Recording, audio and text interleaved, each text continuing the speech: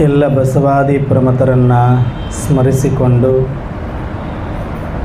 ವಿಶ್ವಗುರು ಜಗಜ್ಯೋತಿ ಭಕ್ತಿ ಭಂಡಾರಿ ಬಸವಣ್ಣನವರನ್ನು ಈ ಒಂದು ಸಂಧ್ಯಾಕಾಲದ ಪ್ರವಚನ ಚಿಂತನಾ ಕಾರ್ಯಕ್ರಮಕ್ಕೆ ಸೂಕ್ಷ್ಮವಾಗಿ ಸ್ವಾಗತಿಸುತ್ತಾ ಈ ಒಂದು ಶ್ರಾವಣ ಮಾಸದ 4ನೇ ದಿನದ ಕಾರ್ಯಕ್ರಮ ಯಶಸ್ವಿಯಾಗಿ ನಡೀತಾ ಇರೋದಕ್ಕೆ ಪ್ರತ್ಯಕ್ಷವಾಗಿ ಪರೋಕ್ಷವಾಗಿ ಕಾರಣೀಕರ್ತರಾದ ಎಲ್ಲ ಶರಣು ಶರಣೆಯರ ಅಂತರಾತ್ಮಕ್ಕೆ ಶರಣೆಂದು ಈ ಒಂದು ಕಾರ್ಯಕ್ರಮವನ್ನು ಪ್ರತ್ಯಕ್ಷವಾಗಿ ಸಾಕ್ಷೀಕರಿಸಿ ಕಾರ್ಯಕ್ರಮವನ್ನು ಅರ್ಥಪೂರ್ಣವಾಗಿ ಯಶಸ್ವಿಗೊಳಿಸಲಿಕ್ಕೆ ಬಂದಿರತಕ್ಕಂತಹ ಪ್ರತ್ಯಕ್ಷವಾಗಿ ತಾವೆಲ್ಲರೂ ಕೂಡ ಆಸೀನರಾಗಿರುವ ಎಲ್ಲ ಶರಣ ತಂದೆ ತಾಯಿಗಳಿಗೆ ಶರಣು ಶರಣಾರ್ಥಿಗಳು. ಕಳೆದ 3 ದಿನಗಳಿಂದ ಶರಣರ ಚಿಂತನೆ, ಶರಣರ ಜೀವನ, ಶರಣರ ವ್ಯಕ್ತಿತ್ವದ ಕುರಿತಾಗಿ ನೋಡ್ತಾ ಬಂದಿದ್ದೇವೆ. ಅದರ ಮುಂದುವರಿದ ಭಾಗವಾಗಿ ಈಗ ಅನುಭವ ಮಂಟಪದಲ್ಲಿ ಇರುವಂಥ ಪ್ರಮುಖ ಶರಣರ ವಿಶೇಷತೆಗಳನ್ನು ನೋಡಿಕೊಂಡು ಆ ಶರಣರಂತೆ ನಾವು ಜೀವನವನ್ನು ಕಟ್ಟಿಕೊಳ್ಳುವುದು ಹೇಗೆ. ಯಾಕಂದರೆ ಜಗತ್ತಿನ ತುಂಬ ಇತಿಹಾಸಕಾರರು ಬೇಕಾದಷ್ಟು ಬಂದು ಇತಿಹಾಸವನ್ನು ಬರೆದು ಹೋಗಿದ್ದಾರೆ. ಆದರೆ ಇತಿಹಾಸವನ್ನು ಬರೆದಿರುವವರು ಎಷ್ಟಿದಾರೋ ಅದಕ್ಕಿಂತ ಭಾಳ ಕಡಿಮೆ ಜನ ಇತಿಹಾಸವನ್ನು ಸೃಷ್ಟಿಸಿದವರಿದ್ದಾರೆ. 4 ಜನ ಇತಿಹಾಸವನ್ನು ಸೃಷ್ಟಿಸಿದರೆ ಅವರ ಬಗ್ಗೆ 4000 ಜನ ಇತಿಹಾಸವನ್ನು ಬರೆದು ಹೋಗ್ತಾರೆ. ಹಾಗೆ ನಾವು ಇತಿಹಾಸವನ್ನು ಬರೆಯುವವರಾಗಬೇಕಾ, ಇತಿಹಾಸವನ್ನು ಕೇಳುವವರಾಗಬೇಕಾ, ಅಥವಾ ಇತಿಹಾಸವನ್ನೇ ಸೃಷ್ಟಿ ಮಾಡಿ ಈ ಸೃಷ್ಟಿಯಿಂದ ಹೋಗಬೇಕಾ?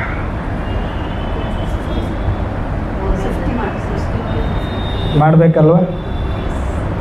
ಯಾರೋ ಮಾಡ್ತಾರೆ, ಯಾರಿಂದಲೋ ಪರಿವರ್ತನೆ ಆಗುತ್ತೆ, ಇನ್ಯಾರಿಂದಲೂ ಆಗಬೇಕು ಅನ್ನುವಂಥ ನಿರೀಕ್ಷೆಗಳಿಟ್ಟುವ ಬದಲಾಗಿ ಈ ಸುಂದರವಾದ ಸೃಷ್ಟಿಯಲ್ಲಿ ನನಗೊಂದು ಅವಕಾಶ ಕೊಟ್ಟಿದ್ದಾನೆ ಭಗವಂತ.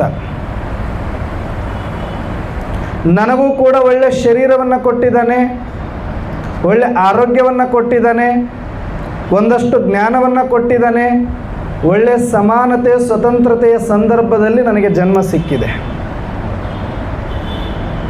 ಇಂಥ ಒಂದು ಸುಸಂದರ್ಭದಲ್ಲಿಯೂ ಕೂಡ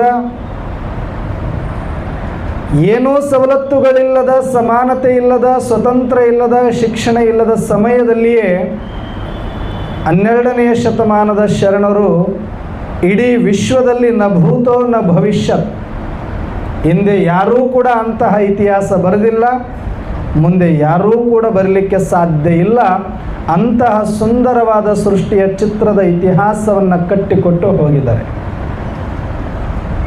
ಆದರೆ ನಾವು ಇವತ್ತು ಅದೇ ತೆರನಾಗಿ ಮತ್ತೆ ಅನುಭವ ಮಂಟಪದೊಳಗಡೆ ಯಾವ ರೀತಿ ಶರಣ ಶರಣೆಯರು ಕೂತ್ಕೊಂಡು ಶರಣ ಚಿಂತನೆಯನ್ನು ಮಾಡ್ತಾ ಇದ್ದರು, ಅದೇ ರೀತಿಯಲ್ಲಿ ಇವತ್ತು ನಮಗೂ ಕೂಡ ಭಗವಂತ ಸದ್ಬುದ್ಧಿಯನ್ನು ಕೊಟ್ಟು ಇಂಥ ಒಂದು ಕಲಿಯುಗದ ತಮೋ ಪ್ರಧಾನ ಸಮಯದಲ್ಲಿಯೂ ಕೂಡ ವಿಕಾರಗಳ ವಿಪರೀತತೆಯ ನಡುವೆಯೂ ಕೂಡ ಒಂದಷ್ಟು ಪರಮಾತ್ಮನ ಕಡೆಗೆ, ಶರಣರ ಚಿಂತನೆಯ ಕಡೆಗೆ ನಮ್ಮ ಬುದ್ಧಿಯನ್ನು ಇಟ್ಟು ಒಂದಷ್ಟು ಅದಕ್ಕಾಗಿ ಸಮಯವನ್ನು ಮೀಸಲು ಮಾಡಿಕೊಂಡು ಬರುವಂತಹ ಸೌಭಾಗ್ಯವನ್ನು ಕರುಣಿಸಿದ್ದಾನೆ. ಅಂದರೆ ಮೊದಲು ನಮ್ಮ ಸೌಭಾಗ್ಯಕ್ಕೆ ಒಂದು ಸಲ ಜೋರಾಗಿ ಚಪ್ಪಾಳೆಯನ್ನು ತಟ್ಟಬೇಕಾಗುತ್ತೆ. ಯಾಕಂದರೆ ಸೃಷ್ಟಿಯಲ್ಲಿ ಬೇಕಾದಷ್ಟು ಜನ ಇದ್ದಾರೆ, ಹೇಳಲಿಕ್ಕೆ ಸಂಖ್ಯೆಗೆ ಕೋಟಿ ಕೋಟಿ ಸಂಖ್ಯೆ ಇದೆ. ಆದರೆ ಎಷ್ಟು ಮನುಷ್ಯಾತ್ಮರಿಗೆ ಇಂತಹ ಶರಣರ ಇತಿಹಾಸವನ್ನು ಕೇಳುವ ಮತ್ತು ಹೇಳುವ, ಅದನ್ನು ಅನುಭವ ಮಾಡುವ ಸೌಭಾಗ್ಯ ಪಡೆದುಕೊಂಡಿದ್ದಾರೆ ಹೇಳಿ? ಬಹಳ ವಿರಳ, ಕೋಟಿಗೊಬ್ಬ ಶರಣ. ಹಾಗೆ ನಾವು ಕೋಟಿಗೊಬ್ಬ ಭಕ್ತ, ಲಕ್ಷಕ್ಕೊಬ್ಬ ಶರಣ ಅಂತ ಹೇಳ್ತಿದ್ರು. ಹಾಗೆ ನಾವು ಕೂಡ ಭಕ್ತಿಯನ್ನು ಮುಗಿಸಿಕೊಂಡು ಈಗ ಕೋಟಿಗೊಬ್ಬ ಶರಣ ಆಗೋದರಲ್ಲಿ ನಾವು ಸೇರ್ಪಡೆ ಆಗಿದ್ದೀವಿ ಅಂದರೆ, ಲಕ್ಷಾಂತರ ಭಕ್ತರು ಇದ್ದರೂ ಕೂಡ ಅಂಥ ಕೋಟ್ಯಾಂತರ ಭಕ್ತರಲ್ಲಿ ಒಬ್ಬ ಶರಣ ಹುಟ್ಟುತ್ತಾನೆ ಅಂತ ಹೇಳ್ತಾರೆ. ಅಂದರೆ ನಾವೆಲ್ಲ ಯಾರಿದ್ದೀವಿ? ಅಂತಹ ಕೋಟಿ ಭಕ್ತರಲ್ಲಿ ನಾನೊಬ್ಬ ಶರಣನಾಗಿ ಜನಿಸಿದ್ದೀನಿ ಅಂದರೆ ನಮ್ಮದೆಲ್ಲರದು ಆಹೋ ಸೌಭಾಗ್ಯ ಅಂತ ನಾವು ಭಾವಿಸಬೇಕಾಗ್ತದೆ. ಅದಕ್ಕೆ ಅವತ್ತೂ ಕೂಡ ಎಲ್ಲರೂ ಯಾರೂ ಕೂಡ ಅಂದುಕೊಂಡಿರಲಿಲ್ಲ ನಮ್ಮ ಜೀವನದಲ್ಲಿ ಇಂಥ ಒಂದು ಪರಿವರ್ತನೆಯ ದಿನಗಳು ಬರುತ್ತೆ, ಕಲ್ಯಾಣದಲ್ಲಿ ಬಸವಣ್ಣನಂಥ ಒಬ್ಬ ಪುಣ್ಯಾತ್ಮ ಹುಟ್ಟುತ್ತಾನೆ, ಎಲ್ಲರ ಜೀವನದಲ್ಲಿ ಒಂದು ಚೈತನ್ಯವನ್ನು ತುಂಬುತ್ತಾನೆ, ಎಲ್ಲರ ಜೀವನವನ್ನು ಪರಿವರ್ತನೆ ಮಾಡುವ ಮುಖಾಂತರ ಜಗತ್ತಿಗೆ ವಿಶ್ವಗುರುವಾಗಿ, ಜಗತ್ತಿನಾದ್ಯಂತ ಜಗಜ್ಯೋತಿಯಾಗಿ ನಮ್ಮೆಲ್ಲರ ಜೀವನವನ್ನು ಬೆಳಗಿಸ್ತಾನೆ ಅಂತ ಯಾರೂ ಕೂಡ ಕನಸಲ್ಲೂ ಕಂಡಿರಲಿಲ್ಲ. ಇವತ್ತು ಕೂಡ ಆತನ ಕನಸುಗಳನ್ನು, ಆತನ ಒಂದು ಯಾವೆಲ್ಲ ಒಂದು ಆಶಾಕಿರಣಗಳಿತ್ತು ಅದನ್ನು ಸಫಲ ಮಾಡುವಲ್ಲಿ ನಾವು ಇನ್ನೂ ಇವತ್ತೂ ಕೂಡ ಆಗ್ತಾ ಇಲ್ಲ ಅಂದರೆ ಇನ್ನು ಅವತ್ತು ಸಂಕಲ್ಪ ಮಾಡೋದು ಕಷ್ಟ ಇತ್ತು, ಯೋಚನೆ ಮಾಡೋದೇ ಕಷ್ಟ ಇತ್ತು. ಅವತ್ತು ಆಗುತ್ತೆ ಅನ್ನೋದು ಪ್ರಾಕ್ಟಿಕಲ್ ಪ್ರಯೋಗದಲ್ಲಿ ತರೋದು ದೂರದ ಮಾತು. ಈ ಥರ ಒಂದು ಸಮಾಜ ನಿರ್ಮಾಣ ಮಾಡಬೇಕು ಅಂತ ಅಂದುಕೊಳ್ಳುವಷ್ಟು ಕೂಡ ವಾತಾವರಣ ಅವತ್ತು ಇರಲಿಲ್ಲ. ಆದರೆ ಅಂತಹ ಸಮಯದಲ್ಲಿ ಅಪ್ಪ ಬಸವಣ್ಣ ಎಂಥ ಒಂದು ಸಮಾಜವನ್ನು ನಿರ್ಮಾಣ ಮಾಡಬೇಕು ಅಂತ ಕನಸು ಕಂಡ ಅಂದರೆ, ಸಮಾಜದಲ್ಲಿ ಆತನಿಗೆ ಮೊದಲ ಅರಿವಿಗೆ ಬಂದಿದ್ದು ಬಾಲ್ಯದಲ್ಲಿ ಲಿಂಗಭೇದ ಇದೆ. ತನ್ನಕ್ಕನಿಗಿಲ್ಲದ ತನಗೆ ಉಪನಯನ ಕಾರ್ಯಕ್ರಮವನ್ನು ಮಾಡ್ತಾರೆ ಅಂದರೆ ಮೊದಲನೇ ಭೇದ ಆತನಿಗೆ ಕಂಡಿದ್ದು ಯಾವುದು? ಲಿಂಗಭೇದ. ಸ್ತ್ರೀಯರು ಕಡಿಮೆ, ಪುರುಷರು ಜಾಸ್ತಿ. ಶ್ರೇಷ್ಠ ಎಲ್ಲವನ್ನ ಪುರುಷರು ಮಾಡಬೇಕು, ಎಲ್ಲ ಜ್ಞಾನವನ್ನು ಪುರುಷರು ಪಡಿಬೇಕು, ಪೂಜೆ ಪುನಸ್ಕಾರಗಳನ್ನು ಪುರುಷರು ಪಡಿಬೇಕು. ಆದರೆ ಸ್ತ್ರೀಯರಿಗೆ ಅವಕಾಶಗಳಿಲ್ಲ ಅನ್ನುವ ರೀತಿಯಲ್ಲಿ ಯಾವಾಗ ಅವರಿಗೆ ಅರಿವು ಬರುತ್ತೆ ಆಗಲೇ ಅವರು ಹೇಳ್ತಾರೆ, ಈ ಲಿಂಗಭೇದ ಮುಕ್ತ ಸಮಾಜವನ್ನು ನಾನು ನೋಡಬೇಕು ಅಂತ. ಅದಾದ ಮೇಲೆ ಬೆಳೀತಾ ಬೆಳೀತಾ ಗೊತ್ತಾಗ್ತಾ ಹೋಗುತ್ತೆ ವರ್ಗಭೇದ.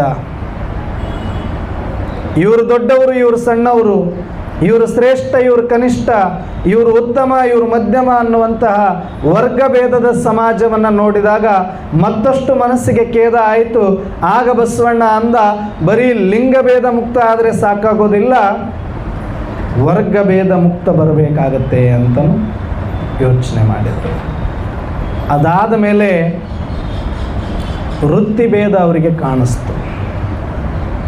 ಈ ಕಾಯಕ ಮಾಡಿದರೆ, ಈ ವೃತ್ತಿ ಮಾಡಿದರೆ ಇವರು ಶ್ರೇಷ್ಠ, ಈ ವೃತ್ತಿ ಮಾಡಿದರೆ ಇವರು ಕನಿಷ್ಠ. ಯಾವ ವೃತ್ತಿ ಶ್ರೇಷ್ಠ, ಯಾವ ವೃತ್ತಿ ಕನಿಷ್ಠ? ಬಸವಣ್ಣನವರಿಗೆ ಎಲ್ಲರೂ ಸಮಾಜಕ್ಕೆ ಬೇಕಾಗಿರೋದೇ ಮಾಡ್ತಿದ್ದಾರಲ್ಲ, ಸಮಾಜದಲ್ಲಿ ಎಲ್ಲರೂ ಬೇಕು, ಸಮಗಾರ ಬೇಕು, ಮಡಿವಾಳ ಬೇಕು, ಡೋಹರ ಬೇಕು. ಎಲ್ಲ ಸಮಾಜದ ಕಾಯಕಗಳು ಏನೆಲ್ಲ ಇದೆಯೋ ಅದು ಸಮಾಜಕ್ಕಾಗಿಯೇ ಮಾಡ್ತಾ ಇದ್ದಾರೆ ಹೊರತಾಗಿ ತಮ್ಮ ಕುಟುಂಬಕ್ಕಾಗಿ ಅಲ್ವಲ್ಲ. ಹಾಗೆ ನೋಡಿದರೆ ಕೆಲವೊಂದು ಸೇವೆ ಇಲ್ಲದೆಯೂ ಕೂಡ ಎಲ್ಲರೂ ಇರ್ಬೋದು, ಆದರೆ ಕೆಳವರ್ಗದ ಸೇವೆಗಳು, ಕಾಯಕಗಳು ಯಾವುದೆಲ್ಲ ಇತ್ತು ಅದು ಶುಚಿತ್ವಕ್ಕಾಗಿ, ಆರೋಗ್ಯಕ್ಕಾಗಿ, ಸಮಾಜದ ಹಿತದೃಷ್ಟಿಯಿಂದ ಬೇಕಾಗಿರುವಂಥ ಕಾಯಕಗಳನ್ನು ಮಾಡುವವರೇ ಕಡೆಗಣಿಸುವಂಥದ್ದು. ಇದು ಅಮಾನವೀಯ ಅನ್ನುವಂಥದ್ದು ಬಸವಣ್ಣನವರಿಗೆ ಗೊತ್ತಾಯಿತು. ಆಗ ವೃತ್ತಿಯಲ್ಲಿ ಯಾವ ಭೇದ ಇದೆ ಆ ವೃತ್ತಿ ಬೇಗ ಮುಕ್ತ ಸಮಾಜವನ್ನು ನಾನು ನೋಡಬೇಕು ಅಂತ ಅಂದ್ಕೊಂಡೆ. ಆಗ ಕೆಲವರೆಲ್ಲ ಹೇಳಿದರು, ಇಲ್ಲ ಇದು ನಾವು ಮಾಡಿರೋದಲ್ಲ, ಇದು ಬ್ರಹ್ಮಲಿಖಿತ, ಇದು ಜನ್ಮ ಜನ್ಮಾಂತರದಿಂದ ಮಾಡಿಕೊಂಡು ಬಂದಿದ್ದಾರೆ, ಆ ಜಾತಿಯಲ್ಲಿ ಹುಟ್ಟೋದಕ್ಕೆ ನಾವೇನು ಅವ್ರಿಗೆ ಹೇಳಿಲ್ಲ, ಹಾಗಾಗಿ ಆ ಕಾಯಕ ಮಾಡೋರು ಕನಿಷ್ಠ, ಈ ಕಾಯಕ ಮಾಡೋರು ಶ್ರೇಷ್ಠ.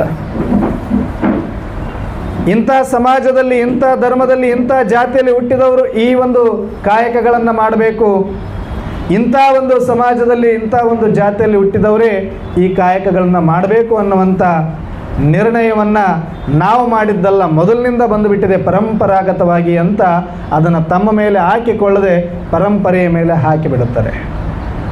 ಆದರೆ ಬಸವಣ್ಣ ಒಪ್ಕೊಳ್ತಾನ? ಬಸವಣ್ಣನವರ ದೃಷ್ಟಿ ಎಷ್ಟು ಪರಿಪಕ್ವ ಆಗಿತ್ತು ಅಂದರೆ, ಯಾರೇ ಇದ್ದರೂ ಕೂಡ ಸತ್ಯದ ಓರಿಗಲ್ಲಿಗೆ ಹಚ್ಚದೆ ಅದನ್ನು ಒಪ್ಪಿಕೊಳ್ಳುವಂಥ ಮನಸ್ಥಿತಿ ಬಸವಣ್ಣನವ್ರದ್ದು ಆಗಿರಲಿಲ್ಲ. ಹಾಗಾಗಿ ಅವರಿಗೆ ಅನ್ನಿಸ್ತದೆ, ಅವ್ರು ಕೇಳ್ತಾರೆ, ನಿಮ್ಮದೊಂದು ಮನೆ ಇದೆ ಅಂದ ಮೇಲೆ ಮನೆಯಲ್ಲಿ ತಂದೆ ತಾಯಿ ಒಂದು 4 ಜನ ಮಕ್ಕಳಿದ್ದಾರೆ ಅಂದರೆ ಒಂದು ಮನೆಗಾಗಿ ಏನೆಲ್ಲ ಕೆಲಸಗಳು ಮಾಡೋದಿರುತ್ತೆ, ಎಷ್ಟೆಲ್ಲ ಕೆಲಸಗಳು ಮಾಡ್ತಾರೆ. ಅಪ್ಪ ಒಂದು ಕೆಲಸ ಮಾಡ್ತಾನೆ, ಅಮ್ಮ ಒಂದು ಕೆಲಸ ಮಾಡ್ತಾಳೆ, ಮಕ್ಕಳು ಇನ್ನೇನೋ ಕೆಲಸ ಮಾಡಬೇಕಾಗಿ ಬರುತ್ತೆ. ಅತ್ತೆ ಮಾವ ಎಷ್ಟು ಜನ ಇದ್ದರೂ ಕೂಡ ಎಲ್ಲರೂ ಒಂದೊಂದು ಕೆಲಸ ಮಾಡ್ತೀರಿ ಅಂದಮೇಲೆ ಎಲ್ಲರನ್ನೂ ಬೇರೆ ಬೇರೆಯಾಗಿಯೇ ನೋಡಬೇಕಲ್ಲ. ಮತ್ತು ನೀವು ಒಂದೇ ಮನೆಯವರು ಅಂತ ಯಾಕೆ ನೋಡ್ತೀರಿ? ಕೆಳಮಟ್ಟದ ಕೆಲಸ ಮಾಡೋರನ್ನ ಕೆಳಗೆ ಕೂಡಿಸ್ರಿ, ಚಲೋ ಕೆಲಸ ಮಾಡೋರನ್ನ ಮೇಲೆ ಕೂಡಿಸ್ರಿ. ಅಪ್ಪ ಬೆಳಗ್ಗೆ ಎದ್ದ ತಕ್ಷಣ ಮಂಗಳಾರತಿ ಮಾಡಿ ಗಂಟೆ ಬಾರಿಸ್ತಾನಂದ್ರೆ ಆತನ ಮೇಲೇ ಕೂಡಿಸ್ರಿ. ಕೆಳಗಡೆ ಮಕ್ಕಳೆಲ್ಲ ಕೆಲಸ ಕಸ ಗುಡಿಸೋದು ಇನ್ಯಾವುದೋ ಮಗಳು ಕೆಲಸ ಮಾಡ್ತಾರಂದ್ರೆ ಆಕಿನ ಕೆಳಗನೆ ಕೂಡಲಿ. ಆದರೆ ಅದೇ ಅಪ್ಪನ ಹೆಗಲ ಮೇಲೆ ಹೋಗಿ ಮಗಳು ಕೂಡ್ತಾಳೆ, ಕೂಡ್ಬೋದು. ಮತ್ತೆ ಯಾಕೆ? ನಿಮ್ಮ ಮಗಳು, ನಿಮ್ಮ ಮನೆ, ನಿಮ್ಮ ಕೆಲಸ, ಅಲ್ಲಿ ಶ್ರೇಷ್ಠ ಇಲ್ಲ ಕನಿಷ್ಠ ಇಲ್ಲ. ಅಷ್ಟೇ ಯಾಕೆ, ನಿಮ್ಮ ಮನೆಯಲ್ಲಿ ಒಬ್ಬ ತಾಯಿ ಅಡುಗೆ ಮಾಡುವಾಕೆ, ಬಟ್ಟೆ ತೊಳೆಯುವಾಗ ಮಡಿವಾಳ, ಏನಾದರೂ ಪಾತ್ರೆ ತೊಳೆಯುವಾಗ ಇನ್ನೊಂದು, ಕಸ ಗುಡಿಸುವಾಗ ಮತ್ತೊಂದು.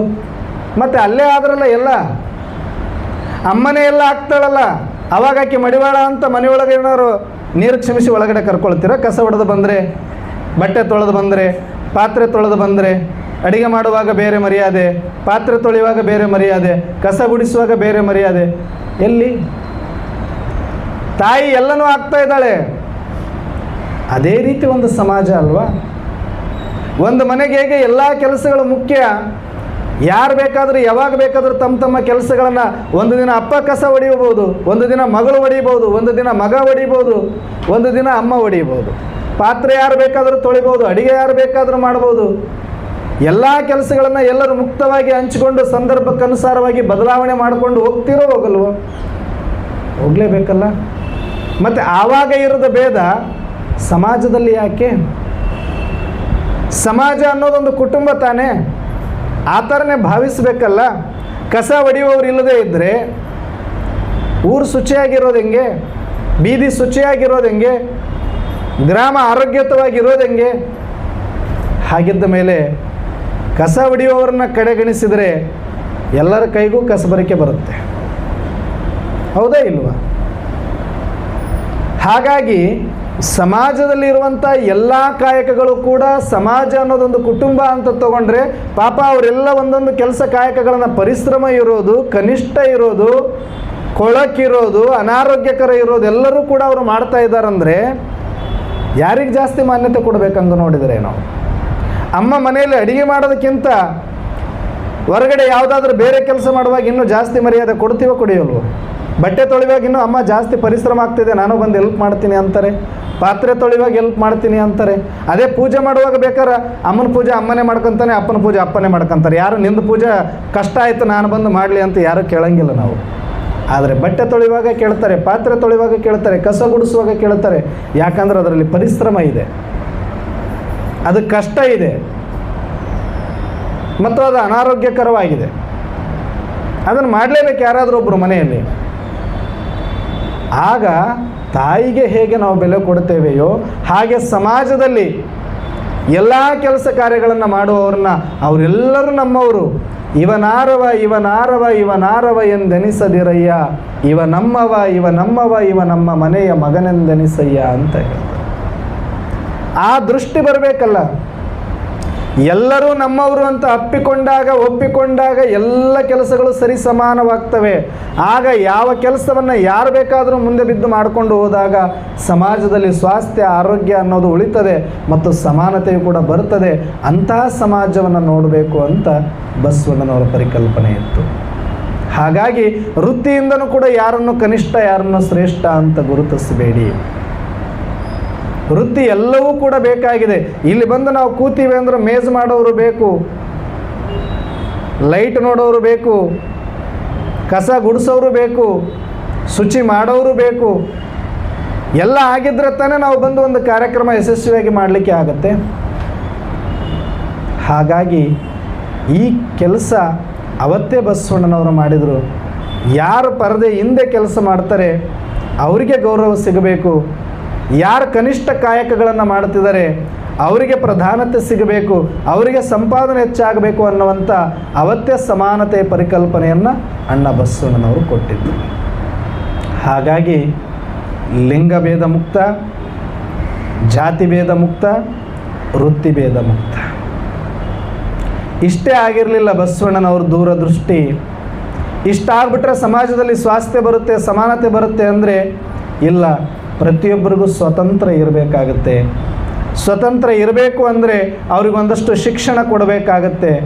ಶಿಕ್ಷಣ ಕೊಟ್ಟಾದ ಮೇಲೆ ಅವರಿಗೊಂದಷ್ಟು ಧೈರ್ಯ ಬಂದು ನಾನು ಕೂಡ ಬೇರೆ ವೃತ್ತಿಯನ್ನು ಮಾಡ್ಬೋದು, ನಾನು ಕೂಡ ಬೇಕಾದ್ದನ್ನು ಕಲಿಬೋದು ಅನ್ನುವಂಥ ಧೈರ್ಯದಲ್ಲಿ ಸ್ವತಂತ್ರರಾದಾಗ ಮುಂದೆ ಬಂದು ಏನಾದರೂ ಒಂದಷ್ಟು ಮಾಡಿದಾಗ ಮಾತ್ರ ಸಮಾಜದಲ್ಲಿ ನಿಜವಾದ ಸಮಾನತೆ ಅನ್ನೋದು ಬರಲಿಕ್ಕೆ ಸಾಧ್ಯ ಅಂತ ಅವತ್ತೇ ಅವರು ಶಿಕ್ಷಣಕ್ಕೆ, ಸ್ವತಂತ್ರಕ್ಕೆ, ಸಮಾನತೆಗೆ ಅವಕಾಶವನ್ನು ಮಾಡಿಕೊಡಬೇಕು ಅನ್ನುವಂಥ ಧ್ಯೇಯೋದ್ದೇಶಗಳನ್ನು ಅನುಭವ ಮಂಟಪದ ಮುಖಾಂತರ ಇಟ್ಕೊಂಡಿದ್ದು. ಹಾಗಾಗಿನೇ ಅನುಭವ ಮಂಟಪದಲ್ಲಿ ಈ ಎಲ್ಲ ವಿಚಾರಗಳನ್ನು ಭಾಳ ಸ್ಪಷ್ಟವಾಗಿ ಎಲ್ಲ ಶರಣರಿಗೂ ಕೂಡ ಅರ್ಥ ಮಾಡಿಸ್ತಾ ಇದ್ದರು. ಎಲ್ಲ ಶರಣರು ಕೂಡ ಬಂದಿರೋರು ಎಲ್ಲ ಕಾಯಕಗಳಿಂದ ಬಂದಿದ್ದರು, ಎಲ್ಲ ವರ್ಗದಿಂದ ಬಂದಿದ್ದರು, ಎಲ್ಲ ಅಂತಸ್ತಿನವರು ಇದ್ದರು, ವಿದ್ಯೆ ಇರೋರು ಇದ್ದರು, ಇಲ್ಲದೆ ಇರೋರು ಇದ್ದರು, ಸ್ತ್ರೀಯರು ಇದ್ದರು, ಪುರುಷರು ಇದ್ದರು, ಸಂಸಾರಿಗಳಿದ್ದರು, ಸನ್ಯಾಸಿಗಳಿದ್ದರು.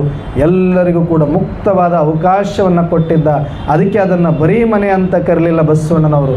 ಏನಂತ ಕರೆದ್ರು? ಮಹಾಮನೆ ಅಂತ ಕರೆದ್ರು. ನಮ್ಮ ಮನೆ ಅಂತಂದರೆ ಇಂಥವರೇ ಒಳಗೆ ಬರಬೇಕು, ಇಂಥವರೇ ಬರಬಾರ್ದು ಅಂತ ನಿಯಮ ಮಾಡಿದ್ದೀವಿ ನಾವು. ಆದರೆ ಮಹಾಮನೆ ಅಂತಂದರೆ ಅಲ್ಲಿ ಯಾರು ಬೇಕಾದರೂ, ಯಾವಾಗ ಬೇಕಾದರೂ, ಎಷ್ಟೊತ್ತಲ್ಲಿ ಬೇಕಾದರೂ ಬಂದು ಆ ಒಂದು ಶಿವಯೋಗದ ಅನುಭೂತಿಯನ್ನು ಮಾಡಲಿಕ್ಕೆ ಅವಕಾಶವನ್ನು ಮಾಡಿಕೊಟ್ಟಿದ್ದ ಅಪ್ಪ ಬಸವಣ್ಣ. ಹಾಗಾಗಿ ಅಂಥ ಒಂದು ಸಮಾಜವನ್ನು ಅವತ್ತೇ ಆ ಪರಿಕಲ್ಪನೆಯನ್ನು ಇಟ್ಟುಕೊಂಡು ಜಗತ್ತಿಗೆ ಒಂದು ಅನುಭವ ಮಂಟಪ ಅಂದರೆ ಯಾವ ರೀತಿಯಾಗಿ ತಯಾರು ಮಾಡಿದ್ರು ಬಸವಣ್ಣನವರು ಅಂದರೆ ಅದೊಂದು ವಿಶ್ವವಿದ್ಯಾಲಯವಾಗಿತ್ತು. ಇವತ್ತು ಯೂನಿವರ್ಸಿಟಿ ಅಂತ ಭಾಳ ಈಸಿಯಾಗಿ ಕರಿತೀವಿ.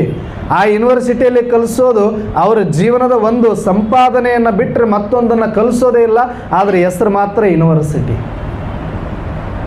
ಆದರೆ ಅವತ್ತು ಬಸವಣ್ಣನವರು ಅನುಭವ ಮಂಟಪ ಅದು ನಿಜವಾದಂಥ ವಿಶ್ವಕ್ಕೆ ಒಂದು ಆದರ್ಶವಾದ ವಿಶ್ವವಿದ್ಯಾನಿಲಯ, ನಿಜವಾದ ಯೂನಿವರ್ಸಿಟಿ ಆಗಿತ್ತು. ಯಾಕಂದರೆ ಅಲ್ಲಿ ಕಲಿಸುವಂಥ ವಿಚಾರಗಳು, ವಿಷಯಗಳು ಜಗತ್ತಿನಲ್ಲಿ ಕಟ್ಟ ಕಡೆ ವ್ಯಕ್ತಿಗೂ ಕೂಡ ಬೇಕಾಗಿರುವಂಥ ಅನಿವಾರ್ಯವಾಗಿರತಕ್ಕಂಥ ವಿಚಾರಗಳನ್ನೇ ಅಲ್ಲಿ ಚಿಂತನೆ ಮಾಡ್ತಾಯಿದ್ರು, ಕಲಿಸ್ತಾ ಇದ್ರು. ಅನುಭವ ಮಂಟಪದಲ್ಲಿ ಯಾವ್ಯಾವ ವಿಷಯಗಳು ಚಿಂತನೆ ಆಗ್ತಾ ಇತ್ತು? ಅನುಭವ ಮಂಟಪದಲ್ಲಿ ಜ್ಞಾನ ಇತ್ತು, ಅನುಭವ ಮಂಟಪದಲ್ಲಿ ಭಕ್ತಿ ಇತ್ತು, ಅನುಭವ ಮಂಟಪದಲ್ಲಿ ವೈರಾಗ್ಯ ಇತ್ತು, ಅನುಭವ ಮಂಟಪದಲ್ಲಿ ಶಿವಯೋಗ ಇತ್ತು, ಅನುಭವ ಮಂಟಪದಲ್ಲಿ ಶಿಕ್ಷಣ ಇತ್ತು, ಅನುಭವ ಮಂಟಪದಲ್ಲಿ ಕಾಯಕ ಇತ್ತು, ಅನುಭವ ಮಂಟಪದಲ್ಲಿ ದಾಸೋಹ ಇತ್ತು, ಅನುಭವ ಮಂಟಪದಲ್ಲಿ ಜಂಗಮ ಸೇವೆ ಇತ್ತು, ಅನುಭವ ಮಂಟಪದಲ್ಲಿ ಸಮಾನತೆ ಇತ್ತು. ಈ ವಿಷಯಗಳು ಕುರಿತಾಗಿಯೇ ಆ ಒಂದು ವಿಶ್ವವಿದ್ಯಾಲಯದಲ್ಲಿ ಅಷ್ಟು ಚಿಂತನೆಗಳನ್ನು ಮಾಡ್ತಾ ಇದ್ರು ಅಂದರೆ ಅದು ಯಾವ ವಿಶ್ವವಿದ್ಯಾಲಯಕ್ಕೆ ಕಡಿಮೆ ಆಗಿತ್ತು? ಅನುಭವ ಮಂಟಪ. ಇವತ್ತು ಯೂನಿವರ್ಸಿಟಿ ಅಂತ ಇರುತ್ತೆ, ಅಲ್ಲಿ ಆರ್ಟ್ಸ್, ಕಾಮರ್ಸ್, ಸೈನ್ಸ್ ಅಂತ ತೊಗೊಂಡ್ರು ಕೂಡ ಪರ್ಟಿಕ್ಯುಲರ್ ಆದ ಸೀಮಿತವಾಗಿರ್ತಕ್ಕಂಥ ಒಂದಷ್ಟು ವಿಷಯಗಳನ್ನು ಮಾತ್ರ ಕಲಿಸ್ತಾರೆ. ಆದರೆ ಸರ್ವತೋಮುಖವಾದ ಬೆಳವಣಿಗೆ, ಒಂದು ಸಾಮಾಜಿಕ ಲೌಕಿಕದಿಂದ ಹಿಡಿದು ಅಲೌಕಿಕ ಪಾರಮಾರ್ಥ ಸಾಧನೆಯವರೆಗೆ ಬೇಕಾಗಿರುವ ಎಲ್ಲ ವಿಚಾರಗಳನ್ನು ಸರ್ವತೋಮುಖ ಬೆಳವಣಿಗೆಗಾಗಿ ಒಂದು ವ್ಯವಸ್ಥಿತವಾದ ಒಂದು ಅನುಭವ ಮಂಟಪದಲ್ಲಿ ವಿದ್ಯಾಭ್ಯಾಸವನ್ನು ಎಲ್ಲ ಶರಣರಿಗೂ ಮಾಡಿಸ್ತಾ ಇದ್ದರು. ಅಂದರೆ ಅದು ಒಂದು ಬರೀ ಅನುಭವ ಮಂಟಪ ಆಗಿರಲಿಲ್ಲ, ಅದು ಒಂದು ವಿಶ್ವವಿದ್ಯಾಲಯವಾಗಿತ್ತು. ಆದರೆ ಬಸವಣ್ಣನವರು ಸ್ಥಾಪನೆ ಮಾಡಿರುವ ವಿಶ್ವವಿದ್ಯಾಲಯ ಬರೀ ಥಿಯರಿಯನ್ನು ಕಲಿಸುವುದಾಗಿರಲಿಲ್ಲ. ಬರೀ ಥಿಯರಿ ಹೇಳಿ ಹೋದ್ರೆ ಅನೇಕರು ಬಂದು ಸಾಕಷ್ಟು ಹೇಳಿ ಹೋಗಿದ್ದಾರೆ. ಆದರೆ ಬಸವಣ್ಣನವರು ಹೇಳಿದಂತೆ ಮಾಡಿ ತೋರಿಸಿ ಪ್ರಯೋಗಕ್ಕೆ ಒಳಪಡಿಸಿ ಹೋಗಿರುವ ಪ್ರಯೋಗಾಲಯವೂ ಹೌದದು. ಅನುಭವ ಮಂಟಪ ಬರೀ ಒಂದು ಯೂನಿವರ್ಸಿಟಿ ಅಷ್ಟೇ ಆಗಿರಲಿಲ್ಲ, ಅದು ಒಂದು ಪ್ರಯೋಗಾಲಯವೂ ಆಗಿತ್ತು. ಏನೆಲ್ಲ ಪ್ರಯೋಗ ಮಾಡಿದರು?